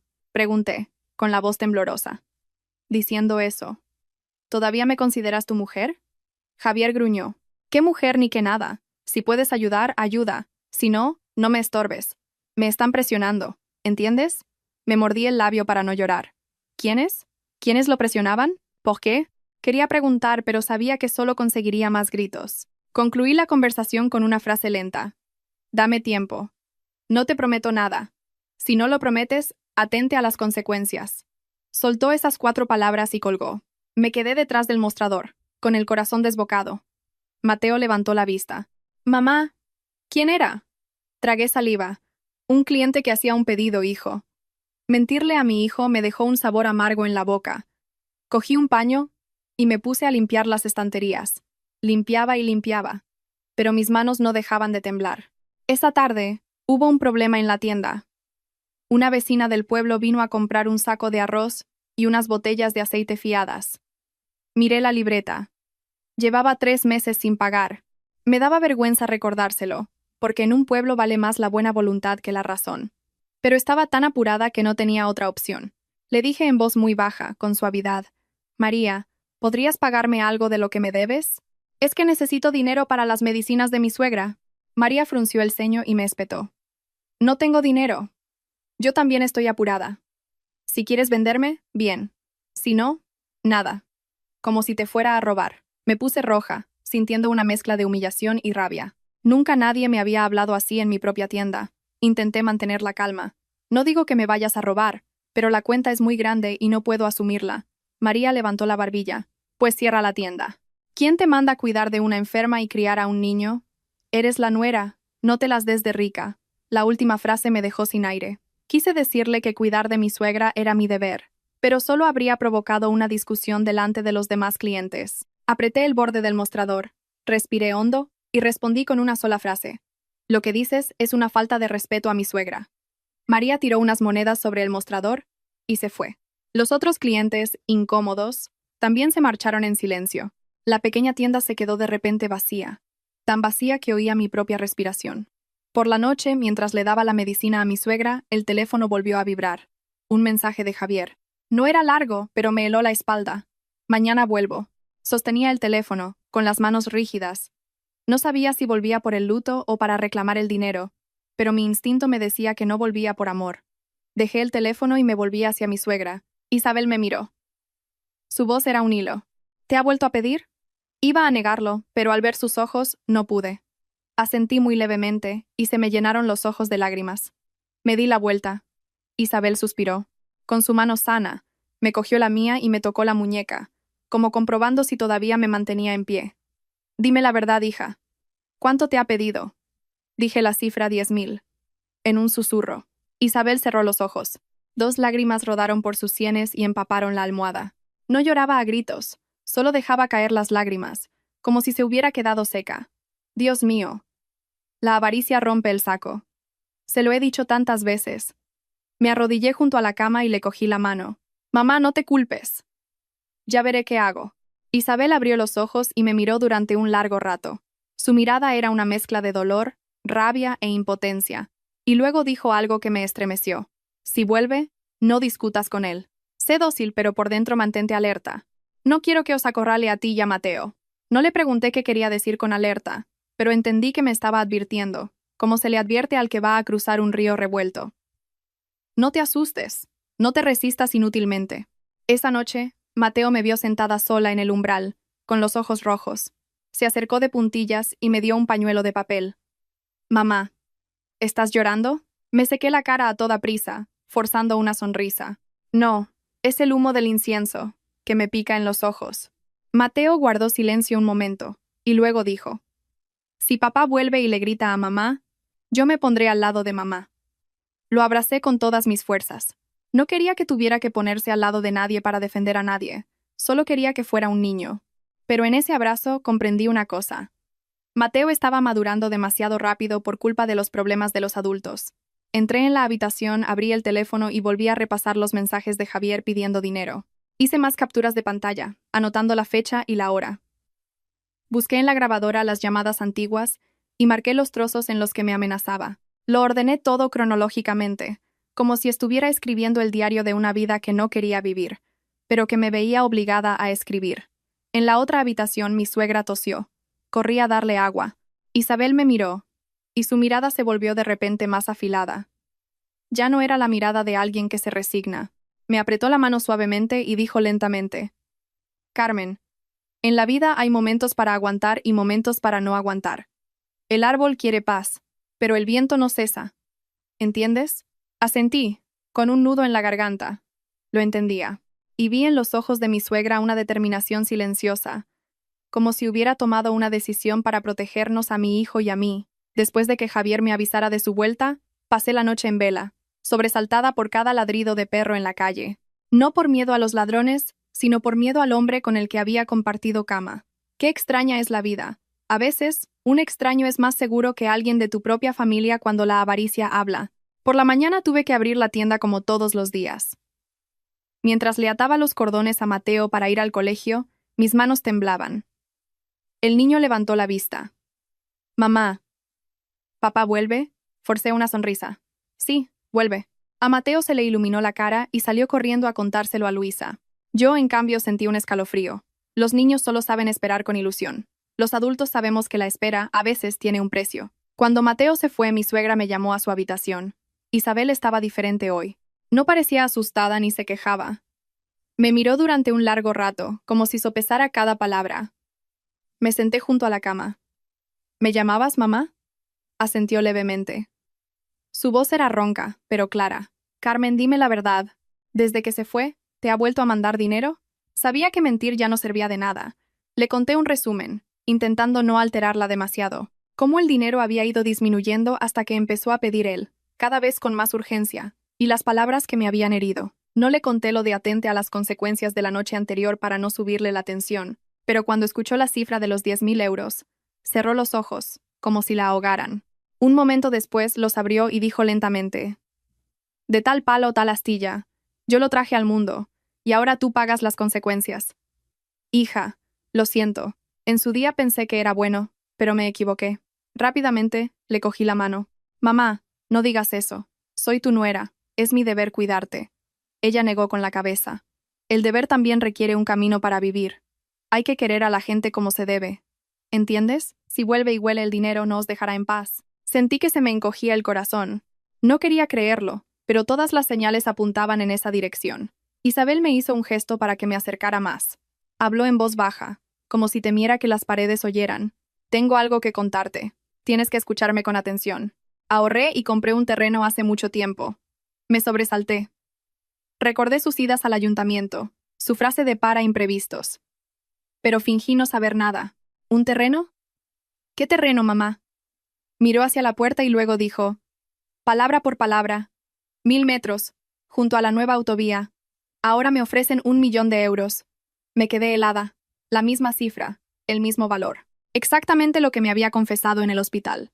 Supe que no era algo que se le hubiera ocurrido de repente, sino un plan que llevaba tiempo preparando, esperando el momento adecuado para desvelarlo. Isabel me apretó la mano, con la mirada afilada. Es para ti y para Mateo. Pero por nada del mundo dejes que Javier se entere. Tragué saliva. ¿Por qué, mamá? Me interrumpió, con la voz temblorosa pero firme.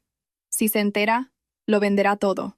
Y después de venderlo, seguirá teniendo deudas. Ese dinero sería como agua en un cesto. No lo retendría. Soy vieja y conozco a mi hijo. Ese conozco a mi hijo me dolió como una aguja. La gente suele defender a sus propios hijos, pero mi suegra estaba cerrándole el camino al suyo para salvar a su nuera y a su nieto. Una historia así, si no la has vivido, es difícil de creer. Pero al ver sus mejillas hundidas, sus ojos cansados pero lúcidos, la creí. Isabel me dijo que abriera el cajón del armario de madera. Dentro había una bolsa de plástico gruesa, con los papeles cuidadosamente envueltos y un sobre con un sello oficial. Le pedí al señor Robles del catastro y a tu primo que me ayudaran a hacerlo todo según la ley. Aquí tienes los papeles.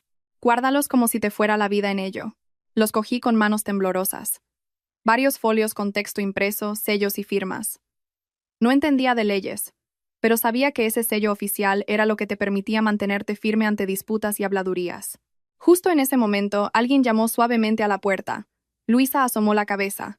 Carmen, el señor Robles está en la puerta. Dice que viene a ver a tu suegra. Me sobresalté. Isabel me hizo un gesto para que mantuviera la calma. Salí. El señor Robles era un hombre de unos 30 y tantos, delgado, de hablar pausado. Se quedó en el porche y juntó las manos. Buenos días. Me enteré de que su suegra no estaba bien, y he venido a ver cómo se encuentra. Y de paso, a repasar los papeles que me pidió. Si hay algo que completar, se lo explico para que no tenga problemas más adelante. Lo miré a él, y luego a Luisa. Luisa me guiñó un ojo discretamente, como diciendo es de fiar. Lo invité a pasar, pero Isabel dijo que habláramos en el salón, para evitar que los vecinos vieran los papeles. El señor Robles habló en voz baja, claro y conciso. Su suegra ha hecho la certificación según el procedimiento. Pero recuerde que estas cosas no deben saberlas extraños. Si en el futuro decide vender, siga los pasos. Vaya por la vía legal, con la documentación correcta. No firme nada a la ligera ni se fíe de intermediarios. Al oír la palabra intermediarios, sentí un escalofrío. Recordé los mensajes de Javier. Un amigo tiene un negocio. Me están presionando. Todo olía a chanchullos. Pregunté con cautela. ¿Y si alguien de la familia pone problemas? ¿Qué hago? El señor Robles me miró un segundo y respondió secamente. Usted actúe según la ley. Con papeles y pruebas, no hay nada que temer. Pero lo más importante es que no se enteren. Dije sí, con un nudo en la garganta. En mi casa, Ellos a veces era mi propio marido. Cuando el señor Robles se fue, Luisa se quedó. Me miró y dijo, recalcando cada palabra, ¿lo ves? Tu suegra es previsora por algo. Más vale prevenir que curar. No te ablandes en el momento equivocado. Volví a la habitación. Isabel respiraba con dificultad, pero sus ojos me seguían. Me senté y le cogí la mano. Mamá, tengo miedo de que cuando vuelva Javier monte un escándalo. Isabel me apretó la mano. Su voz era ronca, pero firme. Sé dócil de palabra, pero por dentro, sé una roca. Si te pregunta algo, dile que estás ocupada con el funeral y las medicinas. Por nada del mundo menciones el terreno. Y recuerda, que no te vea asustada. El avaro solo teme al que está sereno. Asentí. Se me llenaron los ojos de lágrimas, pero no me atreví a llorar en voz alta. Isabel me miró fijamente y dijo lentamente, Carmen, no viviré para siempre para protegerte. Solo espero que puedas cuidar de Mateo. Un niño tiene que crecer con dignidad, sin cargar con los errores de su padre. Apoyé la frente en su mano. Estaba fría, pero en ese frío sentí otro tipo de calor. La confianza. Por la tarde, cuando Mateo volvió, corrió a la habitación y abrazó a su abuela, parloteando. Abuela, mañana vuelve papá. Isabel solo sonrió muy levemente, acariciándole el pelo. Ver esa sonrisa me dolió en el alma, porque sabía que estaba intentando mantener la paz para su nieto mientras, afuera, la tormenta se acercaba a la puerta. Esa noche, guardé todos los papeles en un lugar seguro, como me había dicho mi suegra. Ya no actuaba por inercia, intentando que todo estuviera en calma. Empecé a entender que la calma, a veces, se consigue con preparación, no con una sumisión ciega.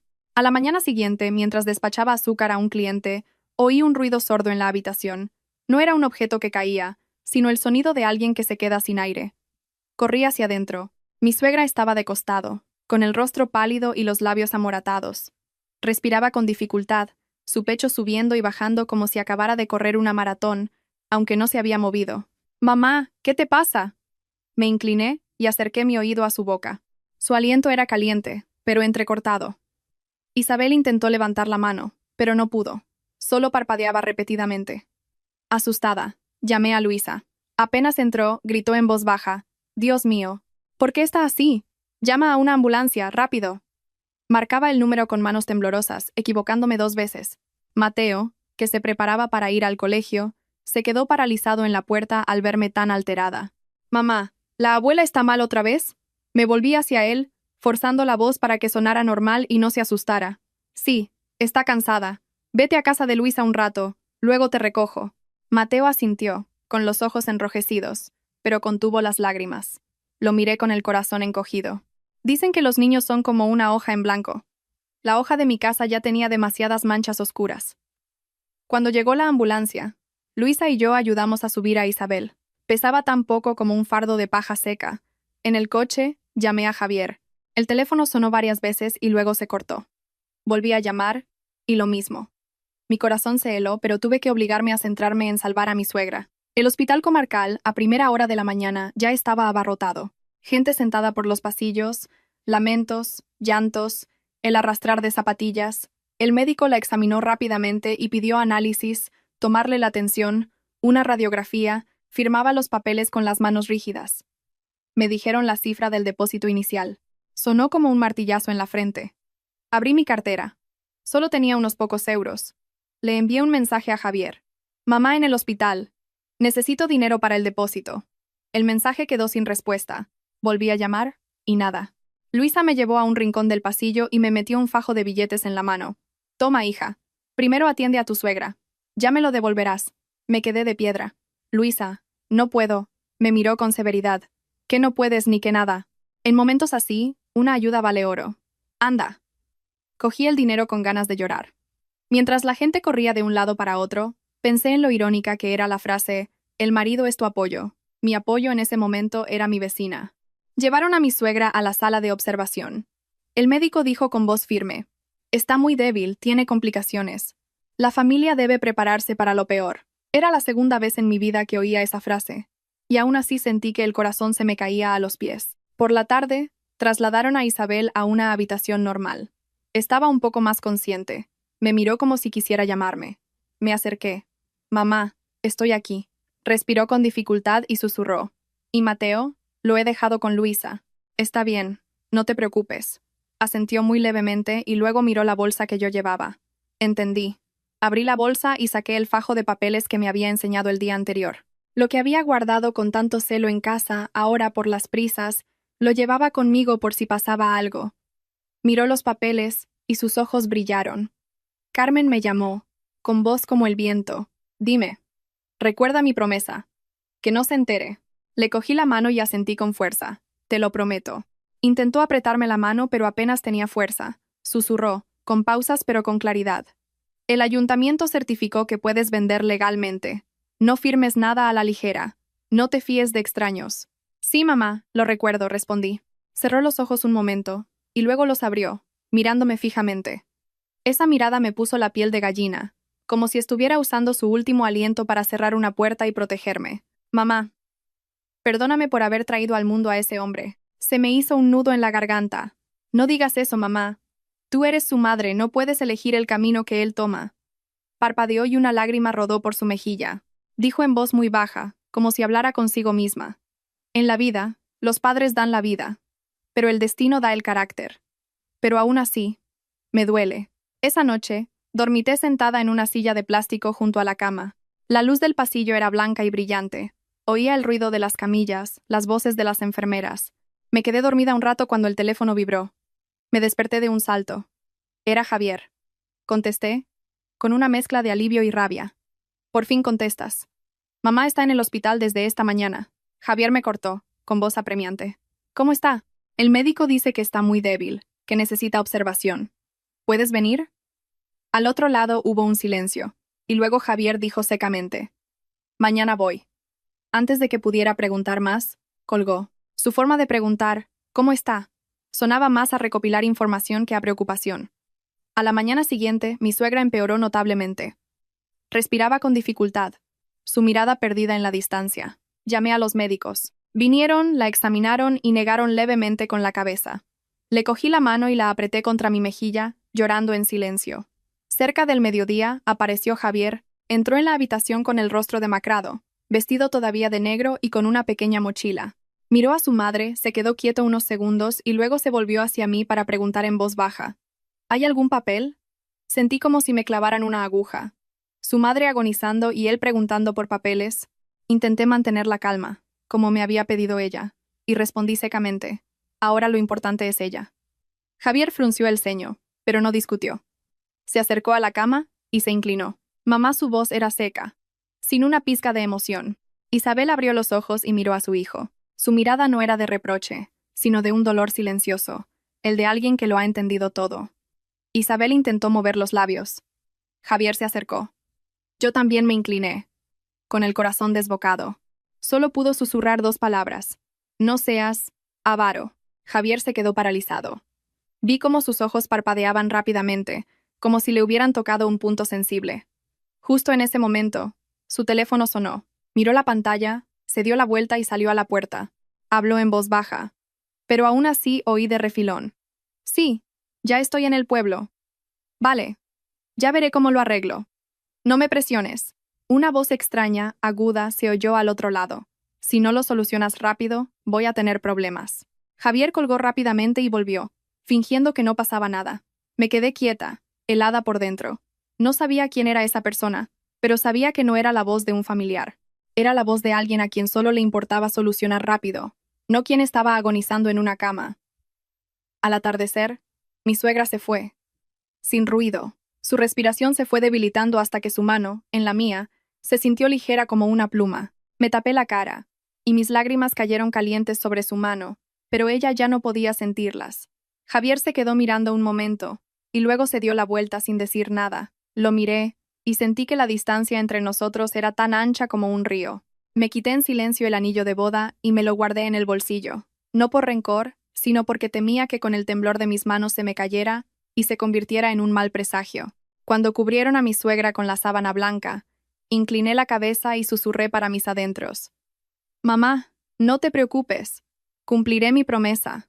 Me sequé las lágrimas, me erguí y empecé los trámites para llevarla a casa. Me sentía vacía, pero tenía que seguir adelante. Mi hijo me esperaba en casa de Luisa. Apenas murió mi suegra, sentí un vacío en la casa. Intenté organizar el funeral lo mejor que pude y evitar que Mateo viera demasiadas lágrimas.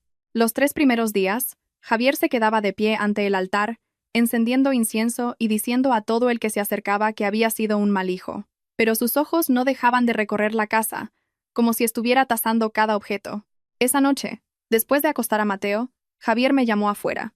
Estaba sentado, moviendo la pierna nerviosamente, con el teléfono boca arriba sobre la mesa. Carmen, mañana tenemos que hablar de la casa. Me detuve. Estamos de luto, Javier. ¿Qué quieres arreglar ahora? Javier soltó, sin rodeos. Vender la casa y la tienda. Al oírlo se me secó la garganta. ¿Vender? ¿Para qué? El niño todavía va al colegio. Necesitamos un sitio donde vivir, un lugar donde honrar a tu madre. Necesito el dinero. Urgente. Javier sonrió con desdén. Eres la nuera, no lo olvides. Esta casa era de mi madre. Ese eres la nuera fue como si me tirara al suelo. Contuve la respiración. Soy la nuera, pero también soy tu mujer y la madre de Mateo. Durante 8 años he cuidado de tu madre. He mantenido la tienda y he criado a nuestro hijo. No voy a firmar la venta. Javier se rió con desprecio. Cuidarla porque vivías de gorra en esta casa. No te creas nada. Sentí que me zumbaban los oídos. No por el apego a la casa, sino porque él estaba borrando nuestro pasado como si fuera polvo. En silencio, activé la grabadora del teléfono, que tenía en el bolsillo. Mi mano seguía firme. Si quieres vender, dime claramente a quién y quién firma los papeles. Javier golpeó la mesa. Mañana traeré a alguien a ver la casa. Si te opones, me las pagarás. ¿A quién vas a traer? A alguien que se encargará de los papeles. Firmas y listo. Lo dijo con la misma ligereza con la que se pide un café. Se me heló la espalda. Recordé las palabras de mi suegra. No firmes nada a la ligera. No discutí más. Solo dije, no firmaré nada sin un testigo y sin que los papeles estén claros. Javier se acercó. Su aliento a tabaco me dio en la cara. No me dejes en ridículo. No me obligues a hablarte en otro tono. Entré en la habitación y abracé a Mateo. Él respiraba tranquilamente. Yo temblaba como si tuviera fiebre. Me repetí a mí misma. El árbol quiere paz, pero el viento no cesa. Y el viento ya estaba en la puerta. A la mañana siguiente, Javier trajo a un desconocido, un tipo con el pelo engominado que se hacía llamar Tony. El tal Tony recorrió la tienda con la mirada y sonrió con falsedad. Buena ubicación. Se vende rápido, dinero contante y sonante. Luisa se plantó en la puerta y dijo con voz firme. Estamos de luto. No se habla de ventas delante de un muerto. Javier me apartó. Firma y acabemos con esto. Lo miré. Llama al primo de tu padre. Un asunto tan importante necesita un testigo. Por miedo al que dirán, Javier tuvo que llamarlo. Cuando llegó, preguntó secamente, ¿qué pasa? Javier respondió con fluidez. Quiero vender. Soy el hijo. Tengo derecho. Mi mujer solo tiene que firmar para completar el trámite. El primo de su padre frunció el ceño. No ha pasado ni una semana desde que murió, y ya estás vendiendo. ¿Has pensado en Mateo? Cuando venda, me ocuparé de él, respondió Javier. Intervine con voz clara. ¿Ocuparte como cuando me pedías dinero prestado y volvías para obligarme a vender la casa? Tengo los mensajes y las grabaciones. Tony se metió en la conversación. Se vende y se compra otra cosa. No es para tanto. Luisa sonrió con amargura. ¿El dinero va a parar a manos de quién? ¿De Carmen y su hijo? ¿O de ciertos hombres de negocios? El primo de su padre golpeó la mesa. Nadie va a obligar a Carmen. Si quieres vender, tienes que garantizar el futuro de tu mujer y tu hijo, especialmente un techo y la educación de Mateo. Y no olvides quién cuidó de Isabel durante su enfermedad. Javier se puso rojo y bufó. Se volvió hacia mí y bajó la voz. ¿Lo ves? No soy tan malo. Lo miré directamente. No pido mi parte. Simplemente, no vendo. Esta casa es el hogar de mi hijo. Javier se levantó de un salto. De acuerdo. Si te pones dura, allá tú. Pero no me culpes de lo que pase. Tony me lanzó una mirada y salió tras él. Cuando se fueron, noté que tenía la espalda empapada en un sudor frío. El primo de su padre suspiró. Mantente firme. Si pasa algo, llámame. Luisa me cogió la mano. A partir de ahora, ten cuidado. Ya ha mostrado su verdadera cara. Esa noche, volví a escuchar la grabación. Oí claramente cada palabra. Eres la nuera, vives de gorra, firmas y listo. Guardé el archivo con la fecha. Antes de dormir, el teléfono de Javier volvió a iluminarse. Salió al porche a hablar a escondidas. Sí, ya he vuelto. Mañana lo arreglo, no me presiones. Oí la voz de un hombre al otro lado, riéndose. Si no consigues la firma, vamos a tener problemas. Escuchaba desde la oscuridad, con el estómago encogido. Así que no era un negocio, sino que estaba metido en algo turbio. A medianoche, Mateo se movió y susurró. «Mamá, ¿papá está enfadado con mamá?» Lo abracé y le dije en voz baja. «Mientras nosotros hagamos las cosas bien, no tenemos nada que temer». Pero aunque lo decía, sabía que el dicho «quien siembra vientos», recoge tempestades a veces necesita de la prudencia para que se cumpla. Saqué la libreta de deudas, apunté el préstamo y las fechas en las que Javier me había pedido dinero, junto al nombre del desconocido, Tony. Ya no actuaba por inercia, intentando que todo estuviera en calma. Guardé una copia de mis documentos personales y los de Mateo en un lugar seguro, por si me los robaban. En la cocina, el humo del incienso del altar de mi suegra todavía flotaba en el aire, como si me recordara que los muertos ya no pueden hablar, y que los vivos deben saber protegerse. A la mañana siguiente, apenas abrí la tienda, Javier ya estaba sentado a la mesa, tamborileando con los dedos en el teléfono, como si marcara un ritmo apremiante. No me miró, solo dijo al aire. «Ayer me dejaste en ridículo delante de todo el mundo. Eres increíble». Dejé una cesta sobre el mostrador y no respondí de inmediato. Sin mi suegra, ya no había nadie que mediara. En casa solo quedábamos Mateo y yo. Así que tenía que mantener la calma, tal como ella me había aconsejado. Suave de palabra, pero con el corazón de piedra. No te dejé en ridículo. Simplemente no firmé unos papeles poco claros, dije lentamente. Javier soltó una carcajada. ¿Poco claros? ¿Te haces la tonta? Esta casa es de mi madre. Si quiero venderla, la vendo. Lo miré directamente. Si quieres venderla, tienes que garantizar un techo para tu hijo. Mateo tiene que ir al colegio. Puedes insultarme a mí, pero no olvides que Mateo es tu hijo. Mencionar a nuestro hijo no lo ablandó. Al contrario, lo enfureció más. ¿Usas al niño para presionarme? ¿Quién te crees que eres? Dejé de discutir. Discutir con alguien acosado por las deudas y cegado por la avaricia solo me convertiría en su saco de boxeo.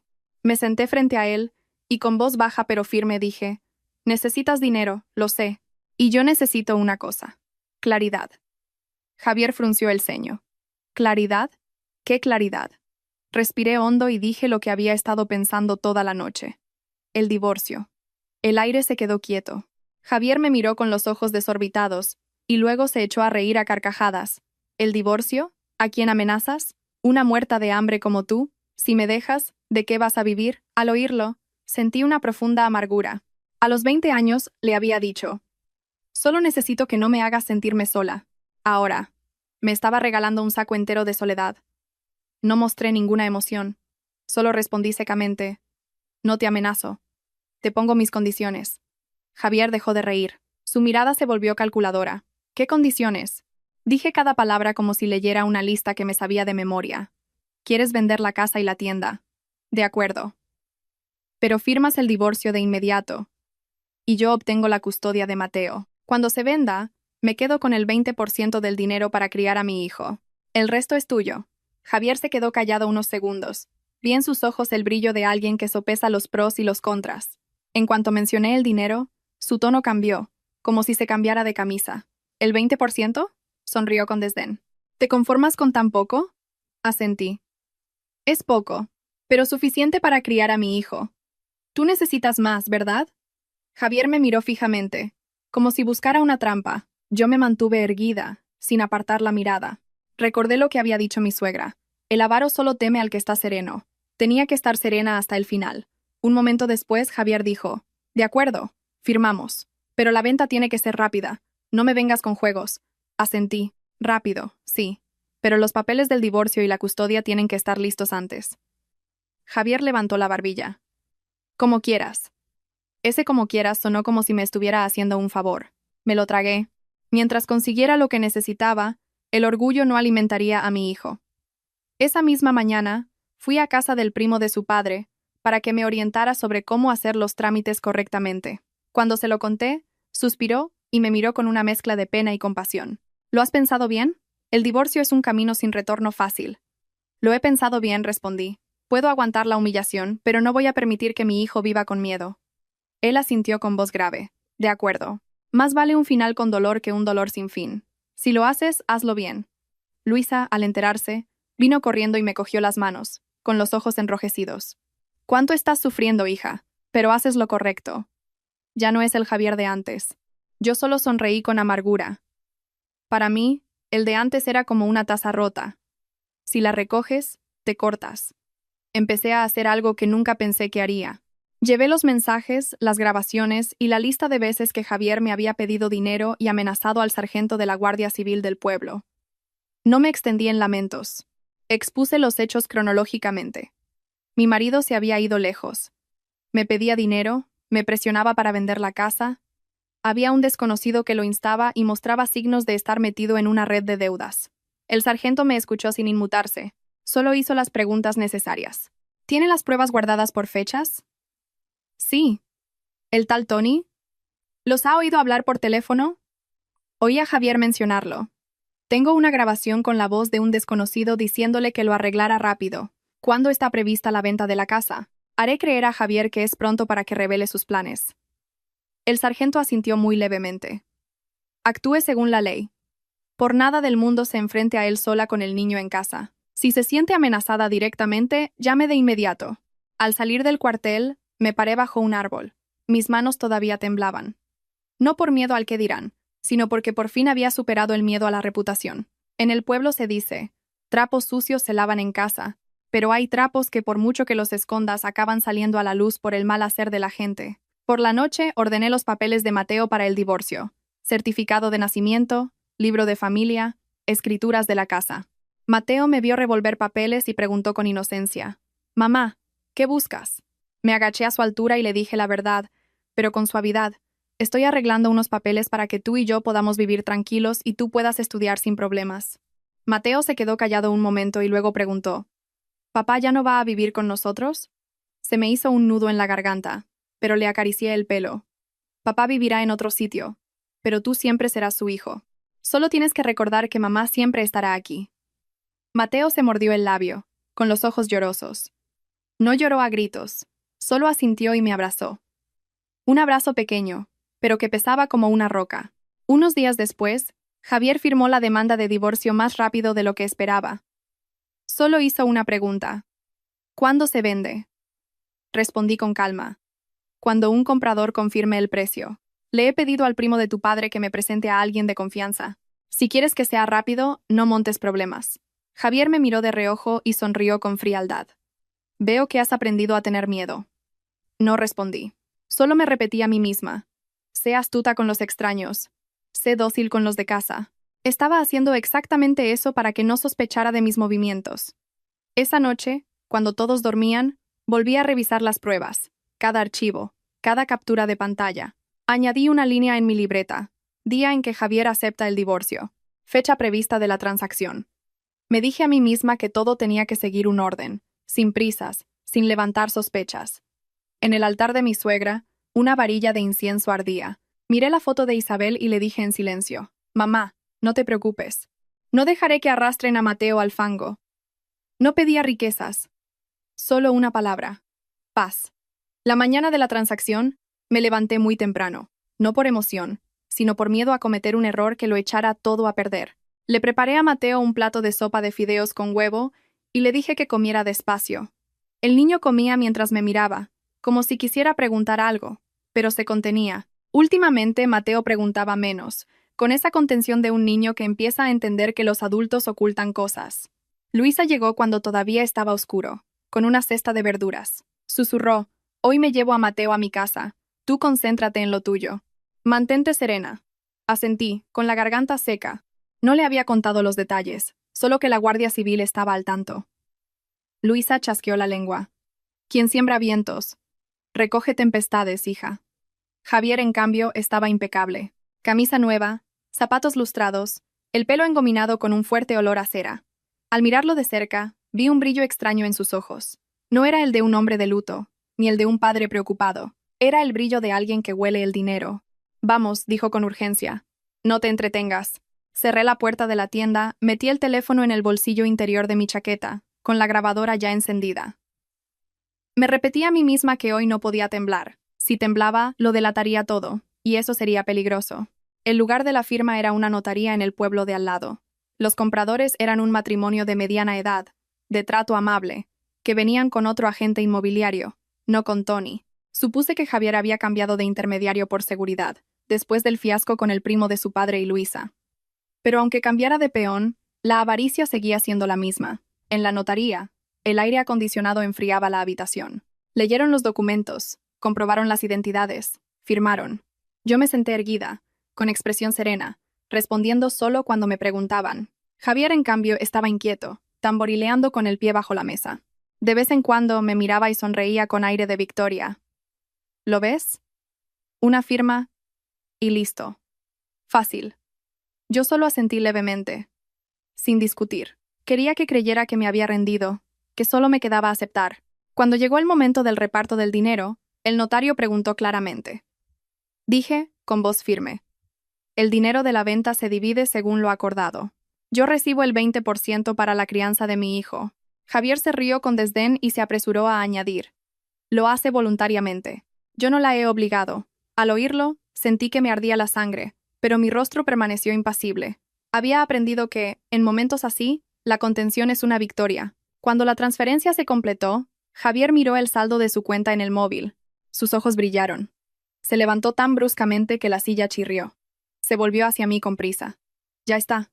Me voy. Fingí preguntar con voz neutra. ¿No vas a ver a Mateo antes de irte? Javier hizo un gesto de desdén. Estoy ocupado. ¿Para qué? Ya se queda contigo. Dicho esto, salió, y mientras caminaba, marcó un número en el teléfono. No oí a la otra persona, solo lo escuché a él decir muy rápido. Ya tengo el dinero. En el sitio de siempre. Rápido. Me incliné para firmar los últimos papeles y luego salí, agarrando con fuerza el teléfono. Envié un único mensaje al sargento, con el código que habíamos acordado. El sujeto ha salido de la notaría en dirección a la estación de autobuses. No hacía falta añadir más.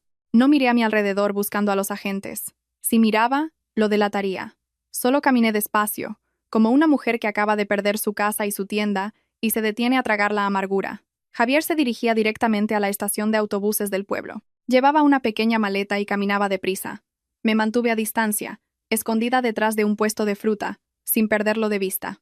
Mi corazón latía con fuerza, pero mi mente estaba extrañamente fría. Ya no sentía que fuera mi marido, solo un hombre peligroso que iba directo a su destino. Apenas llegó a la entrada de la estación, su teléfono volvió a sonar. Contestó, con el ceño fruncido, y luego gritó.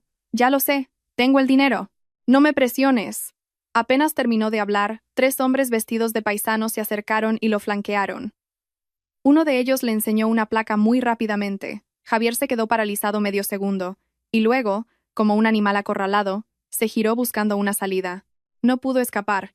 En cuestión de segundos lo sujetaron y le retorcieron los brazos a la espalda. «¿Qué hacen?»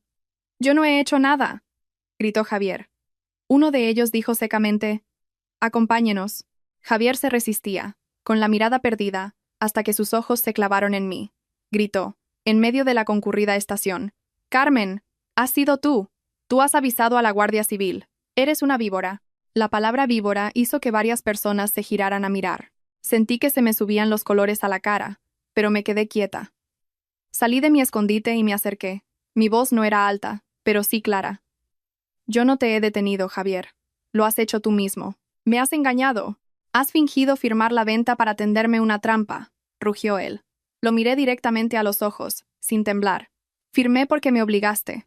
Me divorcié porque preferiste el dinero a tu madre y a tu hijo. Aunque me culpes a mí, no cambiarás la verdad». Uno de los agentes me miró y asintió levemente, como diciendo, «Suficiente». Di un paso atrás. Javier seguía gritando. «Ella esconde el dinero. Esconde los papeles de mi madre. Es una ladrona». Sonreí con amargura, una sonrisa sin alegría. «¿Todavía recuerdas lo que te dijo tu madre antes de morir?» «No seas avaro». Javier se cayó de golpe. Su rostro palideció y luego volvió a forcejear, insultándome, pero cuanto más gritaba, más evidente era su pánico. Lo metieron en un coche. La puerta se cerró con un golpe seco. Un solo sonido que, para mí, cerró 8 años de mi vida. Me quedé en medio de la estación, con el viento oliendo a humo y a polvo. Sentí que me flaqueaban las piernas, no por pena, sino por agotamiento. Agotamiento, porque por fin había llegado el momento de cortar. El sargento se acercó y me dijo en voz baja, «Váyase a casa, del resto nos encargamos nosotros. Procure que usted y su hijo estén seguros. Asentí, con un nudo en la garganta. No pregunté más. Preguntar no haría que Javier fuera mejor persona.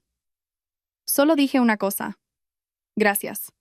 De vuelta, pasé por casa de Luisa a recoger a Mateo.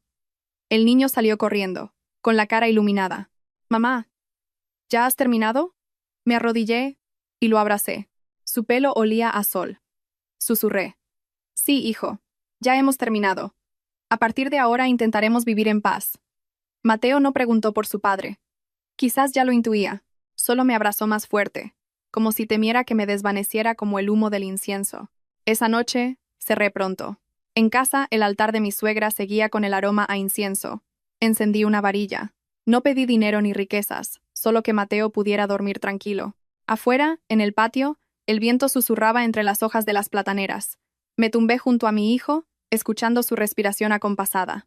Y por primera vez en mucho tiempo, el silencio del teléfono no me dio miedo. Los días siguientes fueron extraños. En casa ya no había gritos, pero tampoco una sensación de ligereza. Seguía abriendo la tienda, barriendo el patio, haciendo la comida. Pero cada vez que un coche se paraba frente a la puerta, mi corazón daba un vuelco. No porque echara de menos a Javier, sino por miedo a que sus problemas volvieran a buscarme. El sargento me llamó una vez, para decirme escuetamente: procure no salir sola por la noche. Si nota algo extraño, avise de inmediato. Al oírlo, sentí un escalofrío. Así que Luisa tenía razón. Javier no solo había tenido malas inversiones, estaba metido en algo mucho más profundo. Una semana después, me citaron para ampliar la declaración. Llevé mi teléfono, las grabaciones, las capturas de pantalla y mi libreta de notas. En la oficina, al ver las frías palabras del informe, sentí que mi vida era un libro de deudas, solo que estas deudas no se pagaban con dinero, sino con lágrimas. Me informaron de que Tony, el intermediario, y varios de sus socios habían sido detenidos. Las llamadas de presión, los mensajes pidiendo dinero, los movimientos de Javier después de cobrar, todo había estado bajo vigilancia. Solo esperaban el momento oportuno para actuar. Al oírlo, no sentí alegría, solo una cruda verdad. Si ese día no hubiera estado alerta, si no hubiera guardado las pruebas, la que estaría ahora acorralada sería yo con mi hijo. Y entonces llegó la noticia que nunca quise oír. Una tarde de lluvia fina, llamó el sargento. Su voz era tranquila, pero grave. Señora Carmen, Javier no ha sobrevivido. Me quedé paralizada, con el cuchillo a medio camino de cortar una verdura. Pregunté con voz ronca: ¿qué ha dicho? Me lo explicó brevemente. Javier, debilitado por una larga adicción y el síndrome de abstinencia, había sufrido una crisis en el centro de detención. Murió allí, sin haber podido decir una sola palabra coherente. Al colgar, no lloré. Tampoco sonreí. Solo sentí un vacío helado, como el de las baldosas del hospital la noche que murió mi suegra. Se suele decir que a cada cerdo le llega su San Martín, pero cuando el castigo llega de verdad, no es como en las películas. No hay música de fondo ni aplausos, solo un final solitario que nos recuerda a los que quedamos que hay caminos que no se deben tomar. Un solo paso en falso puede arrastrarte a un abismo. El funeral de Javier fue sencillo. Llevé a Mateo a encender una varilla de incienso y le dije que se quedara quieto frente a la foto de su padre. El niño miró la foto un rato y luego preguntó en voz muy baja: «Mamá, ¿papá me quería?» Se me hizo un nudo en la garganta, pero le respondí con la sinceridad que una madre debe a su hijo. «Te quiso, hijo».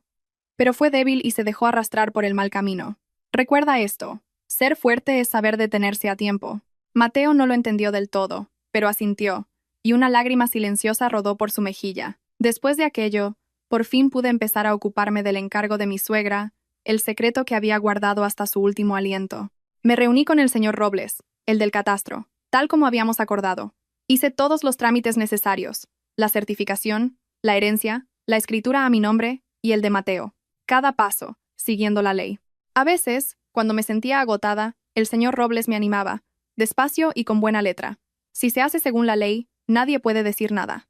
Recordé las palabras de mi suegra: no firmes nada a la ligera, así que leí cada línea, pregunté cada detalle, no dejé que nadie me convenciera de firmar a ciegas. El terreno de 1000 metros junto a la nueva autovía era real, y la oferta de 1 millón de euros también. Tal como mi suegra me había dicho, ni un céntimo menos. Lo vendí de forma transparente, ante notario, pagando todos los impuestos. Hubo quien me sugirió que declarara un precio más bajo para pagar menos. Negué con la cabeza. No quería enriquecerme con trampas. Solo quería dormir tranquila. Con esa enorme cantidad de dinero en mis manos, no sentí la alegría que la gente imagina. Sentí miedo. Miedo a que se supiera, a las habladurías, a que el viejo torbellino volviera. Recordé la austeridad de mi suegra, cómo guardaba el dinero como si fuera un tesoro sagrado, y decidí no ser ostentosa. Decidí irme del pueblo. No por desprecio, sino porque si me quedaba, mi hijo y yo viviríamos siempre bajo la lupa de los demás, entre los dicen que y los parece que. Llevé a Mateo a una ciudad costera. No compré una casa grande, sino un terreno de tamaño razonable, en una zona residencial tranquila, pero bien comunicada. Construí una pequeña hilera de apartamentos para alquilar, pocos pero limpios, con un altillo y ventanas que dejaban entrar la brisa del mar. Calculé un flujo de ingresos constante para pagar la educación de mi hijo, y para no caer en la tentación de las ganancias rápidas que te hacen tropezar.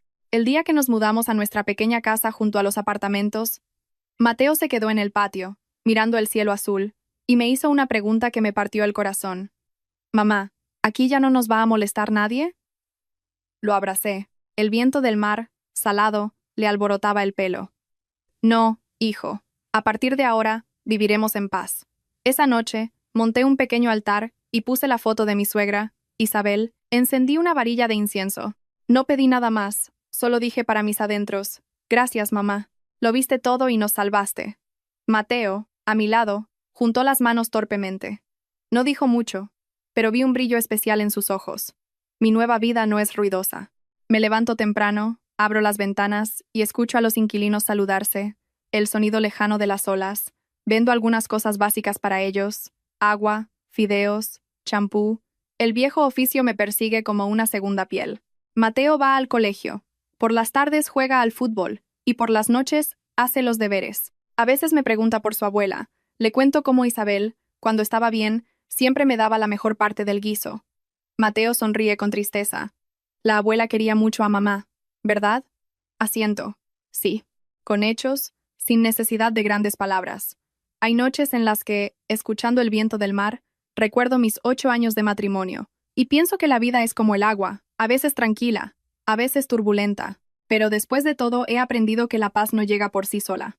La paz es el precio de la serenidad, de atreverse a detenerse, a cortar, a recurrir a la ley cuando te acorralan. La lección que me guardo es que el amor debe tener límites, la paciencia debe usarse con prudencia, y el dinero nunca, nunca, vale la pena si se cambia por la dignidad.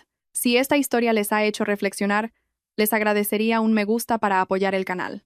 Si tienen alguna sugerencia o una experiencia similar, dejen un comentario. Gracias, queridos amigos, por escucharme hasta el final. Les deseo mucha salud y paz.